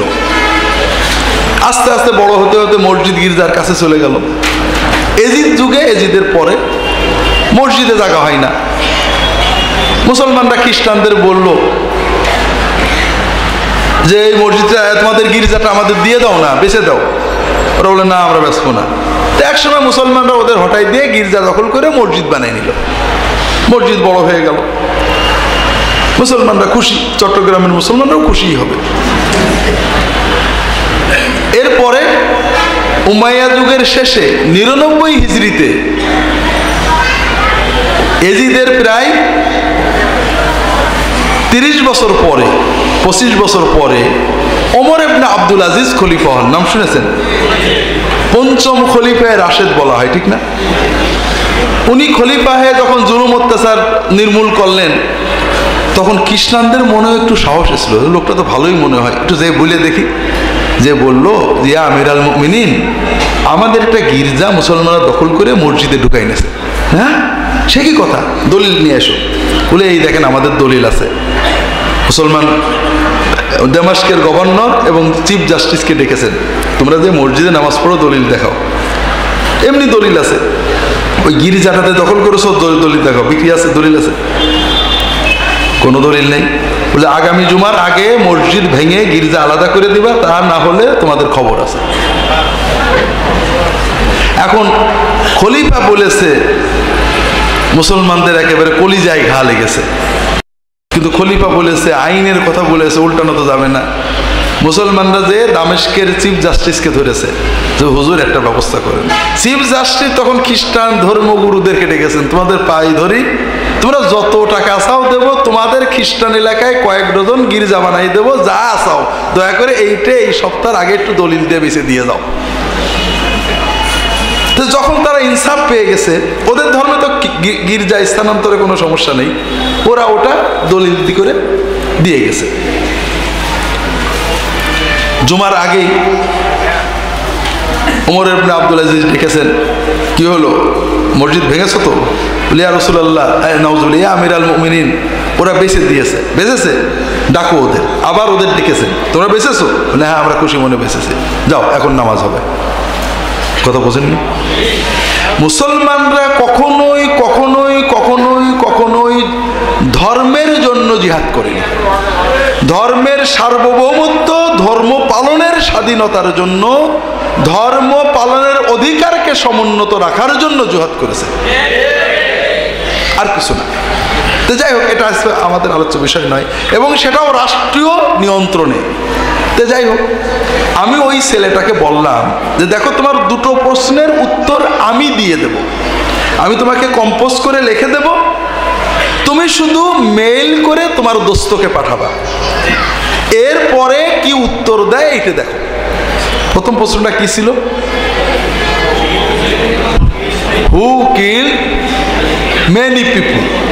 তা আমি এর উত্তর দিলাম, god of the old testament, God of the Bible killed millions of innocent people according to the Holy Bible. বাইবেলের ঈশ্বর মিলিয়ন মিলিয়ন নিষ্পাপ নিরপরাধ মানুষকে হত্যা করেছেন বাইবেলের বর্ণনা অনুসারে।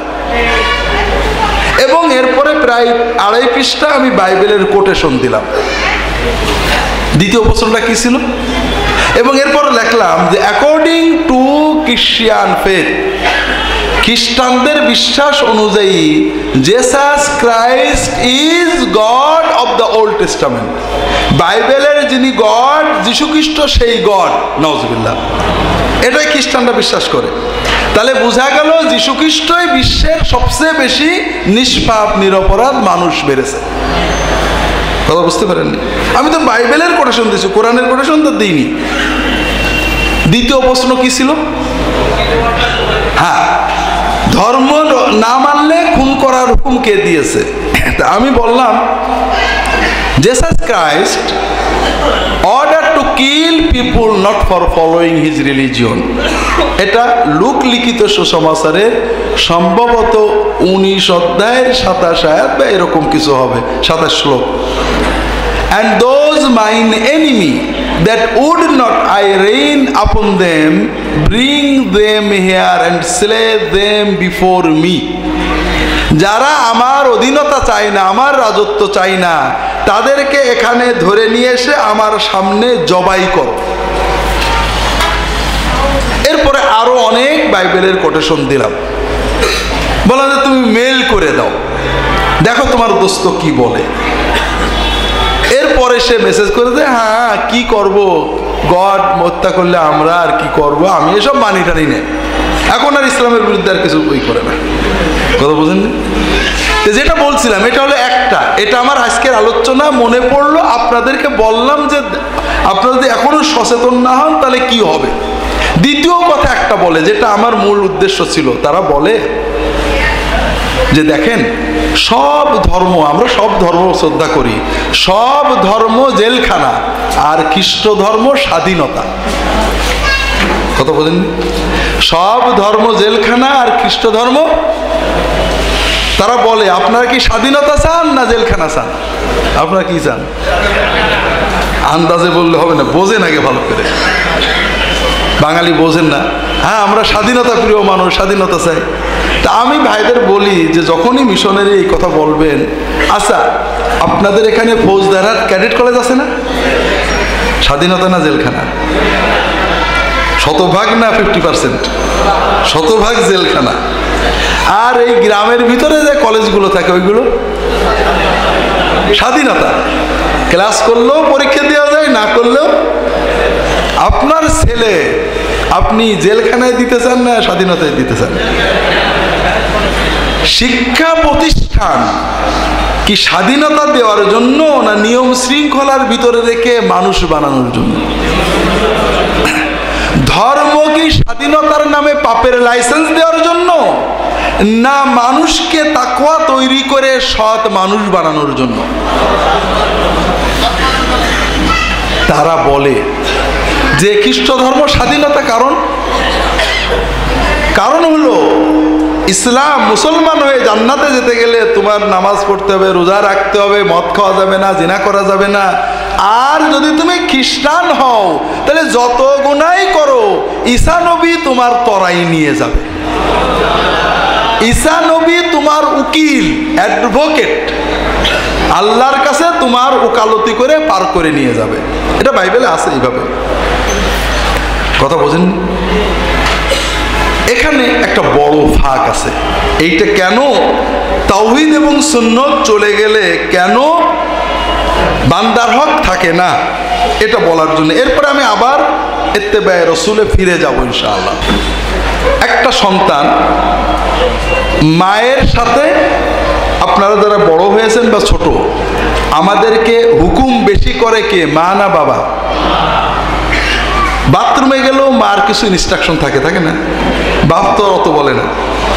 এবং আচ্ছা বলেন তো, আমরা ছোট থেকে হুকুম অমান্য করছি কার বেশি, মার না বাপের? এখন একটা ছেলে মায়ের কথা শোনে না, অনেকই কথা শোনে না, কোনোটা শোনে, 12 আনা শোনে না, 4 আনা শোনে, কিন্তু মার সাথে বেয়াদবি করে। আবার একটু পরেই মার কাছে যায়, বেয়াদবি করার পরে মনটা খারাপ হয়, মার আশেপাশে ঘোরে, মার যে আঁচলটা ধরে মার কাছে বসে, অথবা মার কাছে মাপ চায়। মা তো বোঝে, মা হাত বোলাই দেয়, বাবা কি আছে। এ হলো একটা ছেলে যে মার কথা অমান্যও করে, আবার মার কাছে যে আদরও নেয়, মা পোচায়। আর একটা ছেলে, সেও মার কথা অমান্য করে, কিন্তু সে জানে মা যতই রাগ করুক আমার বড় ভাই মায়ের কাছে উকিল আছে। কথা বলছেন? বড় ভাই মায়ের কাছে উকিল আছে। বড় ভাই বললে মা আর আমার মারতে পারবে না, কাজে ও মার সাথে অবাধ্যতা করে, কিন্তু মার কাছে কখনো যায় না, মার আদর নেয় না। ও জানে বড় ভাই ঠিক করে দেবে। এই দুই সন্তানের ভিতরে মায়ের আদর, মায়ের মমতা বেশি কে পায়? কে? প্রথম জন না? আল্লাহর বান্দা গুনাহ করে আল্লাহর কাছে তওবা করে, গুনাহ করে আল্লাহর কাছে তওবা করে, গুনাহ করতে করতে তওবা করতে করতে ও আল্লাহর ওলি হয়ে যায়। কিন্তু বান্দা যখন মনে করে কেউ আমাকে তরাই নেবে, ঈসা নবী ওকালতি করে দেবে, উকিল হয়ে যাবে, তখন ও আর তওবা করে না। ও গুনাহ করে আর ঈসা মসজিদ দিকে খেয়াল রাখে, গুনাহ করে আর ঈসা মসজিদ দিকে খেয়াল রাখে। গুনাহ করতে করতে ও মানবতা হারিয়ে পশুতে পরিণত হয়ে যায়। যখনই কেউ মনে করে কেউ, সবাই জানে যে আল্লাহ সব দেখছে, যখন মনে করে যে কেউ আমার আল্লাহ মাফ না করলেও আল্লাহ যতই দেখুক, ঈসা নবী অমক অলি বলে দিলে আল্লাহ আমাকে ছেড়ে দিতে বাধ্য থাকবে, কেউ আমাকে তরাই নিতে পারবে, এই রকম বিশ্বাস আসার সঙ্গে সঙ্গে ওই ব্যক্তি যেমন মুশরিক হয়ে যায়, ওই ব্যক্তি তখন দুর্নীতিবাজ হয়ে যায়।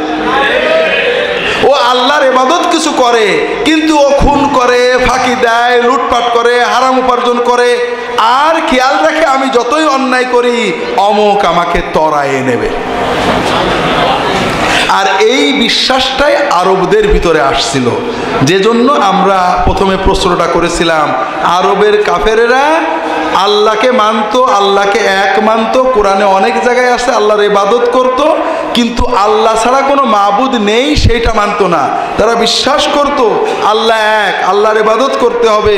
তবে তারা বলতো আল্লাহর জিনিস আল্লাহকে দাও, তবে আল্লাহর কাছ থেকে কিছু পেতে গেলে তুমি ডাইরেক্ট আল্লাহকে ডাকলে পাবে না, আল্লাহর যারা প্রিয় তাদের মাধ্যমে যেতে হবে।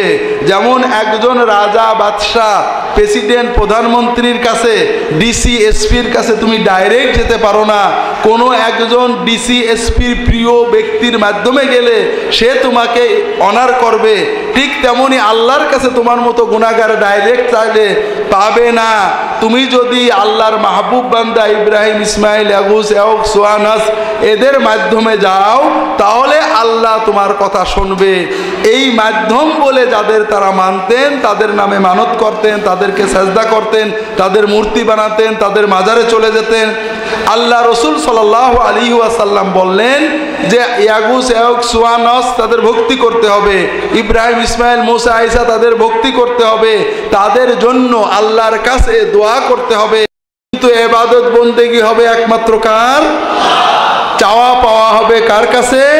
ইয়্যাকা না'বুদু ওয়া ইয়্যাকা নাস্তাঈন। আবু জেহেল বলল, বেটা বেয়াদব, আল্লাহর নবী ওলিদের মানে না। আমরা এতদিন ধরে ইব্রাহিম, ইসমাইল, মুসা, ঈসা, ইয়াগুস, ইয়াউক, সুয়ানাস এদের কাছে বন্দনা করে এদের মাধ্যমে আল্লাহ আমাদের সব দেয়, আর এখন ও বলে যে আল্লাহর ওলিদের সাথে নাকি বেয়াদবি করতে হবে, ওদের ধর আর মার। কথা বোঝেন? এই কারণে তারা সব মানা, লা রব্বা ইল্লাল্লাহ মানার পরও লা ইলাহা ইল্লাল্লাহ মানল না। এখন আমরা আগেই বলেছি ইত্তেবায়ে রাসূল হলো শিরক থেকে বাঁচার পথ, কিন্তু তার আগে আমরা ইত্তেবায়ে রাসূলে যাব ইনশাআল্লাহ। তার আগে আমরা এই যে কথাগুলো আবু জাহাল বলতো, এই কথাগুলো কি বাংলাদেশে আছে? আমরা অনেক সময় ভালো মনে, আমি আপনাদের কাউকে দোষ দিচ্ছি না, মুমিনের ভালো চিন্তা খারাপ হয়ে যায়। আল্লাহ রাসূল বলেছেন আশিরকু আখাফু মিন দাবিবিন নামলাতি আলাল হাজারে। পাথরের উপরে ছোট্ট একটা পিঁপড়ে হাঁটলে যেমন বোঝা যায় না, শিরকও অনেক সময় বোঝা যায় না, ঢুকে পড়ে। ভালো ইমানদারের ইমানের ভিতরে ঢুকে পড়ে ভালো চিন্তা, ভালো চিন্তা। আমি গুনাহগার না, সবাই আমি গুনাহগার, আল্লাহ বোধহয় আমার কথা শুনবে না, এটা চিন্তা আসতে পারে। যারা আল্লাহর প্রিয়, বেশি নেকামল করেন, তাদের মহব্বত করা দরকার না? এটা সহি করে। আল্লাহ যারা প্রিয় ইবাদত করেন তাদের দোয়া আল্লাহ শুনতে পারে, এটা ঠিক না? আমি ডাকলে আল্লাহ শুনবে না, হুজুর ডাকলে আল্লাহ শুনতে পারে। যেমন একজন ডিসি সাহেবের কাছে আমরা গেলে কে শুনবে, একজন প্রিয় লোকে বলে দিলে এরকম চিন্তা আসতে পারে না? এখানে সমস্যাটা কি একটু বোঝার চেষ্টা করি, এবং সমস্যা থেকে বাঁচা কেন দরকার এটা আমি বলার চেষ্টা করব। আল্লাহ তাআলা তৌফিক দান করুন, আমিন। প্রথম কথা হলো, আপনারা যখন আপনাদের কি বলে মেয়রের কাছে যান, মন্ত্রীর কাছে যান, প্রধানমন্ত্রীর কাছে যান, এমনকি ডিসি সাহেবের কাছে যান, আপনারা কি সরাসরি যেতে পারেন? সরাসরি যেতে পারেন? যদি ডিসি সাহেবের বা মেয়র সাহেবের বা এমপি সাহেবের প্রিয় ভাজন কোনো ব্যক্তি আপনার ব্যাপারে একটু বলে দেন, তাহলে কাজ হয়, ঠিক না? আল্লাহ তো এরকম। তাহলে আল্লাহ কি কমিশনার মেয়রের চেয়েও ছোট? তাহলে মেয়রের কাছে গেলে পিএস এর মাধ্যমে যাওয়া লাগে, আর আল্লাহর কাছে ডাইরেক্ট চলে যাবেন। একটু বোঝার চেষ্টা করি। মেয়র অথবা কমিশনার অথবা মন্ত্রী, প্রধানমন্ত্রী, জজ, এসপি, ডিসি, এদের কাছে যখন আমরা যাই, তারা আমাদের পাত্তা দেন না, ঢুকতে দেন না। কেন? দুটো কারণে। কয়টা কারণে? একটা হলো তারা আমাদের চেনেন না, আমি ভালো না খারাপ, আমি যে দরখাস্তটা নিয়ে গেছি এটা ঠিক না বেঠিক, আমি তার ক্ষতি করব না ভালো করব, আমি কি বোমা নিয়ে যাচ্ছি না খালি হাতে যাচ্ছি, এটা তারা জানেন না। যদি মন্ত্রী বা এমপি বা ডিসি যাকে চেনেন, 16 আনা চেনেন, তার কি আবার কারণ নিয়ে যাওয়া লাগে নাকি? তাহলে আমাদের নেওয়া লাগে, কারণ ডিসি সাহেব আমাদের চেনেন না। যদি কোনো চেনা লোক বলে দেয় যে লোকটা ভালো, আসলে আমাদের মসজিদের ইমাম, উনি খুব ভালো মানুষ, দেখেন একটু, তখন সে গুরুত্ব দেয়। আল্লাহ তো এরকম ভাই, আল্লাহ এরকম না? আল্লাহ তো আমাদের চেনেন না, চেনেন। তবে আল্লাহ তাআলার কোটি কোটি কোটি কোটি কোটি কোটি বান্দা, নাউজুবিল্লাহ, আস্তাগফিরুল্লাহ, আল্লাহ হয়তো একটু অস্পষ্ট চেনেন। কোন হুজুর নেককার মানুষ যদি বলে দেন, আল্লাহ ভালো করে চিনতে পারবেন না।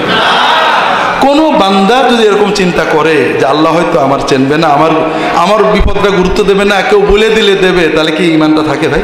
না। দ্বিতীয় যে কারণে আমরা লোক নিয়ে যাই, সেটা হলো চিনলেও অনেক সময় পার্সিয়ালিটি হয়। আপনার এলাকার কমিশনার সবাইকেই চেনে, কিন্তু অনেক সময় পার্সিয়ালিটি করে না, অনেক সময় গুরুত্ব দেয় না, বোঝে। আছে না এরকম? একটা ভালো লোকদের সুপারিশ করে দিলে পার্সিয়ালিটি হবে না, ঠিক আছে না? আল্লাহ তো এরকম। আল্লাহ এরকম না? যদি কেউ মনে করে আল্লাহ আমার সব জানবে, আমি অন্তর দিয়ে চাচ্ছি বসবে, তাও শুনবে না, হয়তো পার্সিয়ালিটি করবে, কেউ বলে দিলে আল্লাহ তাড়াতাড়ি শুনবে, তাহলে কি ইমানটা থাকলো? খেয়াল রাখেন, ভালো চিন্তা কোথায় যাচ্ছে একটু বুঝতে হবে। আমরা সবাই জানি আল্লাহ সব জানেন, কিন্তু আল্লাহ জানেন যে আমরা গুনাহগার, ঠিক না? আমরা এটা বুঝি যে আমরা অনেক গুনাহ করেছি, আকাম করেছি, আল্লাহ সব জানে। হুজুরা তো তা জানে না। আমি যদি কোনো হুজুরকে কিছু বলে কয়ে বা 2000 টাকা হাদিয়া দিয়ে খুশি করাতে পারি, আমি যখন আল্লাহকে বলবো আল্লাহ শুনবে না, কারণ আল্লাহ তো বদরাগী, রেগে আছে, নাউজুবিল্লাহ। হুজুররা দয়াল, তাদের দয়ার শরীর। বিশেষ করে আমি কিন্তু পীর সাহেব, আমি ফুরফুরার পীর সাহেবের জামাই এবং খলিফা। আমাদের কাছে লোকেরা দোয়া নিতে আসে ভাই, দোয়া নিতে আসে, অনেক কিছু আছে, ওটা বলা যাবে না। সবাই মনে করে দয়া মায়া মমতা আমাদেরই বেশি, ঠিক আছে না? কথা হলো পীর দরকার আছে, আলেম উস্তাদ দরকার আছে, একটু পরেই বলবো। এখন আল্লাহ তো জানেন আমরা কত গুনাহ করেছি। এখন যদি আমি যতই বলি নাউজুবিল্লাহ, আল্লাহ তো বদরাগী মনে হয়, আল্লাহ শুনবে না। কিন্তু আলেম ওলামা পীর মাশায়েখ দয়াল, তাদেরকে যখন আমরা বলবো, তারা যখন বলবে আল্লাহকে, তখন আল্লাহ বদরাগ হলেও আর রাখতে পারবে না, মেনে নেবে, ঠিক না? দয়া কার বেশি? কেউ যদি মনে করে কোনো বান্দা যে আল্লাহ আমার সব বুঝেও দেবে না, আর কেউ বললে দেবে, তাহলে কি ইমানটা থাকে? একটা জিনিস বোঝেন, আপনারা জানেন কি না, আপনারা এখানে অনেকে বড় অফিসার বা বড় ব্যবসায়ী আছেন কিনা জানি না।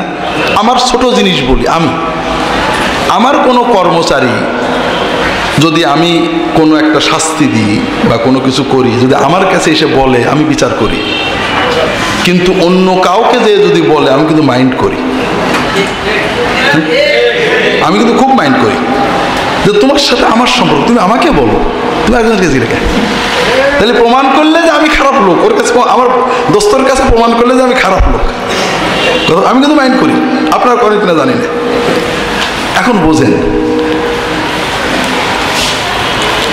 আপনাদের এলাকা, আপনার তো অনেক উন্নত এলাকা, মনে করেন ছোটখাটো কিছুতে যায়, একজন এমপি খুব একেবারে দয়াল, তার যে ব্যক্তিগত প্যাড সিল একটা ছেলের কাছে থাকে, একটা বউয়ের কাছে থাকে, একটা ড্রাইভারের, একটা দোস্তের কাছে থাকে, ওই আপনজনেরা যেটাই বলে মেনে নেয়। অমকের মাফ করে দাও দিল, অমকের জেলে দিয়ে দাও দিল, অমকের ফাঁসির হুকুম দাও দিয়ে দেয়। আর একজন এমপি খুব শক্ত, নিজের সিল কাউকে দেয় না, সবার সুপারিশ শোনে, কিন্তু যাচাই না করে কিছু করে, খুব চেষ্টা করে যাচাই করার। এই দুইজনের ভিতরে ভালো কাকে বলবেন? আল্লাহ তো এর চেয়ে লুজ। মন্ত্রী এমপি কিছু জানে না, তারপরেও যাচাই করার চেষ্টা করে যারা ভালো। আর আল্লাহ সব জানেন, আল্লাহ সিদ্ধান্ত নিয়েছেন ওকে দেবেন না, আর কেউ বললে দেবেন, এই বিশ্বাস করলে কি মান থাকে? আল্লাহ সবার দোয়া কবুল করে, সবচেয়ে বেশি আমাদের নবীর দোয়া কবুল করেছে। নবীর দোয়া করা লাগেনি, আসমানের দিক তাকালেই আল্লাহ দিয়ে দিয়েছেন। সেই নবীর হাতে হাত দিয়ে বায়াত করেছে, পিছনে নামাজ পড়েছে, তার সাথে থেকেছে, দাওয়াত করেছে, খেয়েছে, কিন্তু ঈমান ঠিক হয়নি, মুনাফিক মারা গেছে। ছেলেটা খুব ভালো মুসলমান। ইয়া রাসূলুল্লাহ, আমার আব্বা তো খুব আজে বাজে কথা বলতো, অন্যায় করতো, এখন যদি কবরে যায় শাস্তি হবে। ইয়া রাসূলুল্লাহ, আপনার গায়ের জামাটা, পিরহানটা যদি আপনি দেন, আমার আব্বাকে গোসল দিয়ে আপনার গায়ের জামাটা দিয়ে কাফন বানিয়ে দেব। নবীজি গায়ের জামা খুলে দিলেন। যে জামা একটু আগে নবীজির মুবারক দেহের সাথে লেগেছিল, ওই জামাটা আব্দুল্লাহ ইবনে উবাই ইবনে সালুলের গোসলের পরে গায়ের সাথে লেগে গেল। নবীর কাপড় ভেদ করে কি কবরে আযাব দিতে পারবে নাকি? জানাজা নবীজি পড়ালেন, নবীজি দোয়া করলেন, আল্লাহ একে মাফ করে দাও। কবরে লাশ নামানো হয়ে গেছে, নবীজি বললেন নিয়ে আসো। পুরো লাশের সারা গায়ে হাত বুলায়ে ফু দিয়ে দিলেন। নবীজির হাত, নবীজির ফু, নবীজির জামা, নবীজির দোয়া ভেদ করে কবর শাস্তি দিতে পারবে নাকি? আল্লাহ কোরআনে বললেন না, ৭০ বার এরকম করে দোয়া করলেও লাভ হবে না, আমি মাফ করব না। কথা বোঝেন? নবীজির সাথে বেয়াদবি করেছে, মেরেছে, মুসলমানদের কতল করেছে, অত্যাচার করেছে, নবীজি বদদোয়া করলেন, আল্লাহ আল্লাহ ওদের শাস্তি দিয়ে দাও। আল্লাহ কোরআনে আয়াত নাজিল করলেন যে লাইসা লাকা মিনাল আমরি শাইউন, বিশ্ব পরিচালনার জিম্মাদারি নবী তোমার না, আমি যার চাবো মাফ করব, যার চাবো শাস্তি দেব। নবীজি যাদের নাম ধরে বদদোয়া করলেন, কষ্ট পেয়ে হক বদদোয়া করলেন, আল্লাহ তাদেরকে ঈমান আনিয়ে দিলেন। তাহলে এখন আসি জরুরি কথা, কোর্টে উকিল লাগে না? আল্লাহর কাছে তো উকিল লাগবে। হায় হায়, কোর্টে একটা ছোট কোর্টে একটা উকিল লাগে, আর আল্লাহর মতো অত বড় কোর্টে উকিল লাগবে না? খুব ভালো করে বোঝেন উকিল কেন লাগে। কারণ জজ জানে না যে কার দলিল ঠিক আর কার দলিল জাল, জানে নাকি ভাই? আল্লাহ তো তাই। বান্দা মনের আবেগে আল্লাহর কাছে বলছে, আল্লাহ অন্যায় করেছিলাম, আল্লাহ এখন আমি বুঝেছি অন্যায় করেছি, মাফ করে দাও। আর আল্লাহ দেখছেন যে বান্দা সত্য কথা বলছে, এরপরেও আল্লাহ দেবেন না, আরেকজন ওকালতি করা লাগবে, এই চিন্তা করলে কি মান থাকে নাকি? আল্লাহ কোরআন কারিমে ৬-৭ জায়গায় বলেছেন কাফা বিল্লাহি ওয়াকিলান। ওই যে খ্রিস্টানরা বলে যীশু খ্রিস্ট আমাদের জন্য আল্লাহর কাছে উকিল হবে, উকিল শব্দটাই ব্যবহার করেছে। তাই আল্লাহ কোরআন কারিমে শিরকের দরজা বন্ধ করার জন্য বারবার বলেছেন কাফা বিল্লাহি ওয়াকিলান। উকিল হিসেবে কে যথেষ্ট? আল্লাহই যথেষ্ট উকিল হিসেবে। ফাত্তাখিযহু ওয়াকিলান, উকিল ধরো কাকে? আল্লাহ তাত্তাখিযু মিন দুনি ওয়াকিলান, আল্লাহ ছাড়া কাউকে উকিল ধরো না। ভাইরা, একটা জিনিস ভুলে যায়, আমি একটু পরে আবার বলবো। আমরা মনে করি হুজুর পীর মাশায়েখরা দয়ালু, আলহামদুলিল্লাহ তারা ভালো। আমরা মনে করি আমাদের নবী দয়ালু রাহমাতুল্লিল আলামিন, সহি কথা, কিন্তু সবচেয়ে বেশি দয়াকার, এটার জন্য আমরা ভুলে যাই। আমরা দয়াল দয়াল কামাল বলতে যে যিনি মায়ের চেয়ে সকল সৃষ্টির চেয়ে শত কোটি গুণ বান্দাকে দয়া করেন, তার দয়ার কথাটা আমরা ভুলে যাই। ঠিক আছে না ভাই? এবার আসেন আমরা আরো ভালো করে বোঝার চেষ্টা করি। আগে যে প্রশ্নটা করছিলাম না, ওটাতে যাই। ছোট বাচ্চাদের সবচেয়ে বেশি মারে কে? মা না বাবা? তাহলে মা বাচ্চাদের বড় দুশ্মন কে? হ্যাঁ, এখন একটা ছোট বাচ্চা মনে করলো আমার মা তো বদরাগী, আর আমিও তো মার কথা 100টা বললে 5টা শুনি। খালা আমার মহা আপন, কোনোদিন জীবনে আমার মারে না, কোনো রাগও করে না, বরং মা রাগ করলে আরো বাধা দেয়। খালারা করে না? এখন থেকে আমি আর মার কাছে কিছু চাবো না, চাইলেই তো মা একটা বকা দেবে। যা আমার মার কাছে দরকার হয় খালার যেয়ে বলবো, খালা মার কাছে চেয়ে এনে দেবে। ওর যা যেটা লাগে খালার কাছে যেয়ে চাই। এইরকম বাচ্চা যদি কোনো মায়ের থাকে, মা কি খুশি হয় না বিরক্ত হয়? ও কি মাকে সম্মানিত করলো না অপমানিত করলো? ও প্রমাণ করলো যে ওর মা ভালো মা না। মায়ের মাতৃত্বের দুটো দাবি আছে। সন্তানের প্রতি মায়ের মাতৃত্বের দাবি হলো যে সন্তান তার ব্যথা বেদনার কথা সবচেয়ে আগে কাকে বলবে? সন্তান কষ্টে বললে আগে কি বলে? মা। এটা মায়ের সাথে সন্তানের সম্পর্কের দাবি যে তোর ব্যথা তোর কষ্ট আগে আমাকে বলবি। আর মায়ের উপরে দাবি হলো যে মা যখন বুঝবে সন্তান বিপদে, তখন মার সব রাগ পানি হয়ে যাবে। যদি কোনো মা বিপদগ্রস্ত সন্তানের উপরও রাগ রাখে, সেই মা ভালো মা না। মা বেশি ভালো আমাদের ভালোবাসেন না আল্লাহ বেশি ভালোবাসেন? যে আল্লাহ কোরআন কারিমে বলেছেন যে আমি কাফেরের দোয়া শুনি, কুল মা ইয়া'বাউ বিকুম রাব্বি লাউলা দুআউকুম ফাকাদ কাযযাবতুম ফাসাউফা ইয়াকুনু লিজামা।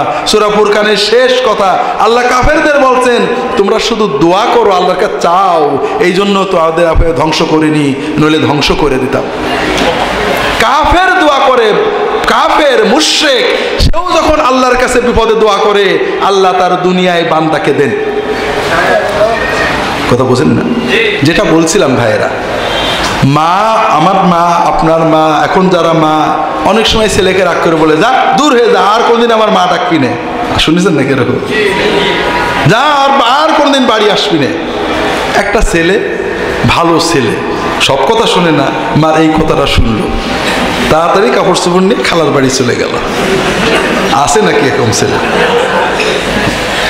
ওর যে মাতৃত্বের প্রতি ঈমান আছে, ওই ঈমান দিয়েও বোঝে যে মা এই কথা বলেছে চলে যাওয়ার জন্য না, মাকে জড়াই ধরার জন্য।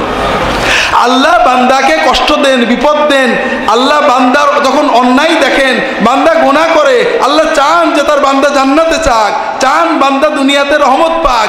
একটু রাগ করেন, একটু কষ্ট দেন, বিপদ দেন, কি জন্য দেন? যেন বান্দা খালার বাড়ি চলে যায়, ঠিক না? না, বান্দা যেন আল্লাহকে যে জড়িয়ে দেয়, আল্লাহ মাফ করে দেয়, অন্যায় করেছি। কথা বুঝুন না তো ভাইয়েরা? আমি ইত্তেবায়ে সুন্নতে যাব, তার আগে বলি, হয়তো ভুলে যাব, আমরা বুঝি না ভাইয়েরা। আপনি বিপদে পড়েছেন, আমরাও তো, আমি বলছি ভাই, আমরা পীর সাহেব, আমাদের কাছে লোক আসে, আমি আমার পা জড়াই ধরে হামাও করে কাঁদছে, মা কাঁদছে, ছেলে কাঁদছে, বিপদে পড়ে আমরা হয়তো কিছু বলি, দোয়া করি না করি। দোয়া আল্লাহ কবুল করেন, নেককারদেরও করতে পারেন, কেন করতে পারবেন না? নেককার মানুষ। কিন্তু দোয়া কবুলের জন্য কিছু শর্ত আছে, চোখের পানি, মনের আবেগ। আপনারা কি দেখেছেন, আপনারা যখন আমাদের কাছে দোয়া চান, হুজুর আমার বাচ্চার অসুখ, দোয়া করেন, আপনার চোখে পানি পড়ছে, আমার কি পড়ে? আমি কি বলি চোখের পানি দিয়ে আল্লাহ আমার এই ভক্তের? বলি? পীর সাহেবরা, হুজুররা, মৌলানারা, ইমামরা দোয়া করে, কেঁদে কেঁদে করে, তাহাজ্জুদে করে, নিজের জন্য করে, কিন্তু আপনার জন্য তখন দোয়া করে চোখের পানিতে করে নাকি? কিন্তু ভাইরা, আপনি চোখের পানিতে বুক ভাসিয়ে আমার পা জড়িয়ে ধরেছিলেন, কিন্তু এই কান্নাটা যদি আল্লাহর কাছে কাঁদতেন, আপনার চোখের পানি আল্লাহর সামনে ফেলতেন, বিপদও চলে যেত, আপনি আল্লাহর ওলি হয়ে যেতেন। আমাদের অন্তর শক্ত, আল্লাহর কাছে কান্না আসে না, গুনার ভয়ে কান্না আসে না, জাহান্নামের ভয়ে কান্না আসে না, জান্নাতের লোভে কান্না আসে না, নবী আকরাম সাল্লাল্লাহু আলাইহি ওয়াসাল্লামের মহব্বতে কান্না আসে না। কিন্তু ছেলের অসুখ, মেয়ের অসুখ, বিপদে পড়েছি, মামলা হয়েছে, শাস্তি হয়ে যাবে, ভয়ে অন্তত কান্না আসে। এই ভয়ের কান্নাও যদি আমি মালিকের কাছে কাঁদতে পারি, চোখের পানিটা মালিকের কাছে ফেলতে পারি, আমি আল্লাহর ওলি হয়ে যাব। আমাদের যারা ডিজিটাল প্রজন্মের ছেলেরা আমার জানে, অনেক জায়গায় আমি কথাটা বলেছি, আপনাদেরও বলি। আমি যখন ইসলামিক টিভিতে প্রশ্ন উত্তর করতাম, এক ভাই আসলেন আমার কাছে বিজয়নগরে ঢাকায়। তার একটা জমি ছিল, জমিটা ডেভেলপারকে দিয়েছেন দলিল। এখন ডেভেলপার জমি মার্ক দেওয়ার অবস্থায়, দলিলও ফেরত দেয় না, এগ্রিমেন্টও করে না। ঢাকার জমি কোটি কোটি টাকার, কঠিন বিপদ। অনেকেই বুদ্ধি দিয়েছে। উনি বলছেন যে হুজুর আমাদেরকে অনেকে বুদ্ধি, অমুক হুজুরের কাছে যাও, জেন দিয়ে করে দেবো, অমুক হুজুরের কাছে তদবির দিয়ে দেবে। কিন্তু আপনারা ইসলামিক টিভিতে মশলা দেন যে এই জেন টেন তদবির ইমান নষ্ট হয়ে যাবে। হুজুর সুন্নত তরিকায় কি কোনো বাঁচার উপায় নেই?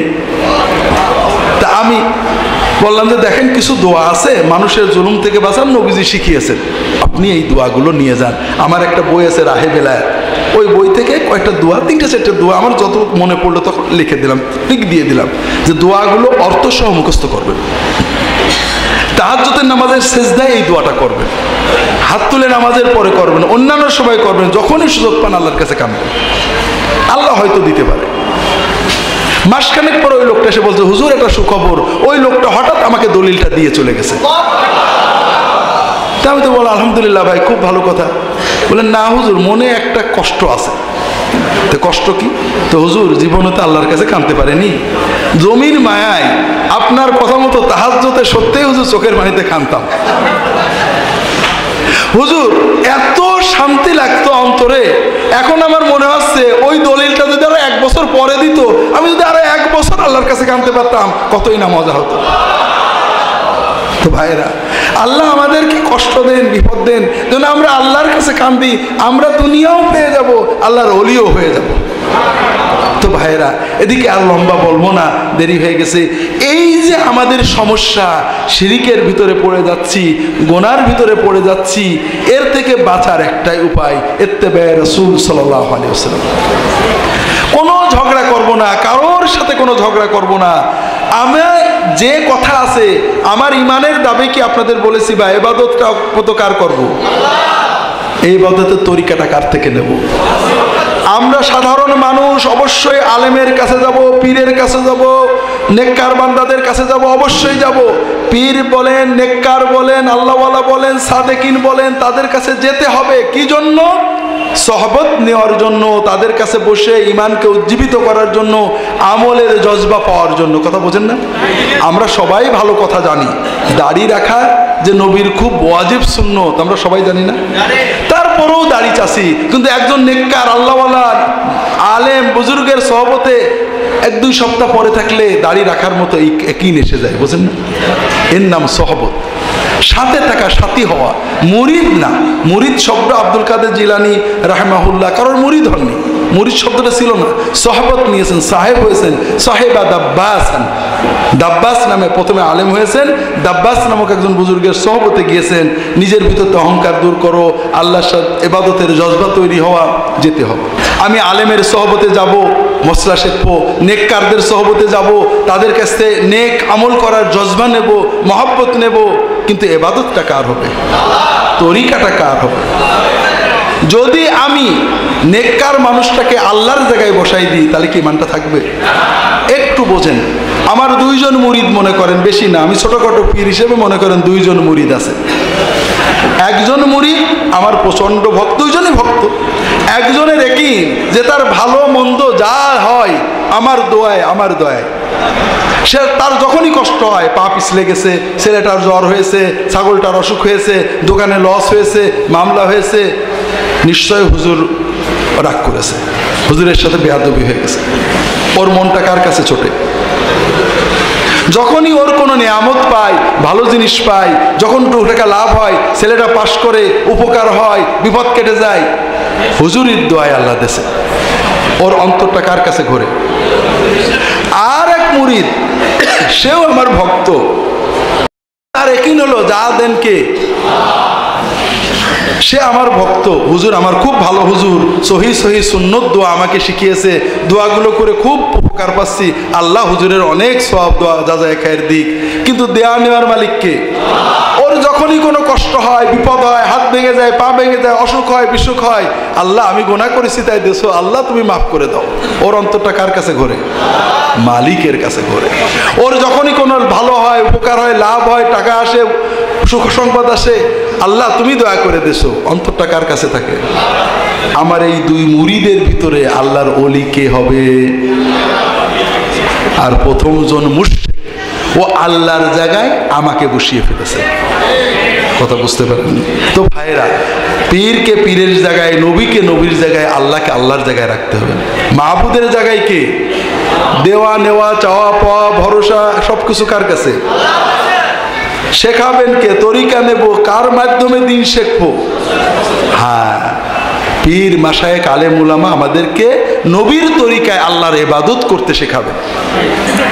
আপনি আলেমের কাছে যাবেন, পীরের কাছে যাবেন, বুজুর্গের কাছে যাবেন নবীর তরিকায় আল্লাহর ইবাদত করা শেখার জন্য। আলেম যদি ভুল মসলা দেয়, আপনার গুনাহ হবে না, আপনার যাওয়া আসা আল্লাহর কাছে পথে জিহাদের মতো সওয়াব হয়ে যাবে। কিন্তু আপনি যদি মনে করেন অমুকের কাছে যাচ্ছে, উনি বিপদ কাটাবেন, ওনার কথায় আল্লাহ শুনে দেবে, ঈমানটা নষ্ট হয়ে যাবে। কারণ চাওয়া পাওয়া কার কাছে? ইউনুস আলাইহিস সালাম মাছের পেটে পড়ে কার কাছে ছিলেন? শিরক কিভাবে অতি মানে সহজেই ঈমানে ঢুকে যায়, একটা উদাহরণ মনে পড়লো।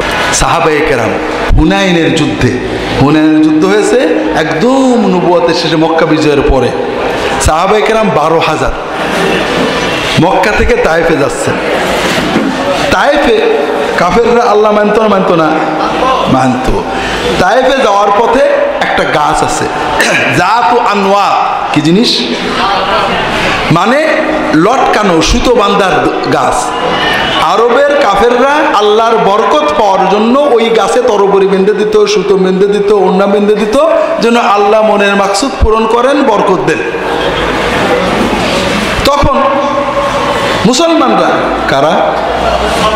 মুসলমান নবীর সাহাবীদের কেউ বলছেন, ইয়া রাসূলুল্লাহ ইজআল লানা যাতা আনওয়াতিন কামা লাহুম যাতু আনওয়াত। ইয়া রাসূলুল্লাহ, কাফেরদের তো একটা গাছ আছে, আমাদেরও একটা গাছ ঠিক করে দেন, সেখানে সুতো বেঁধে আমরা আল্লাহর বরকত পাবো। রাসূলুল্লাহ সাল্লাল্লাহু আলাইহি ওয়াসাল্লাম খুবই কষ্ট পেয়ে বলে উঠলেন, সুবহানাল্লাহ, এটা তো শিরক।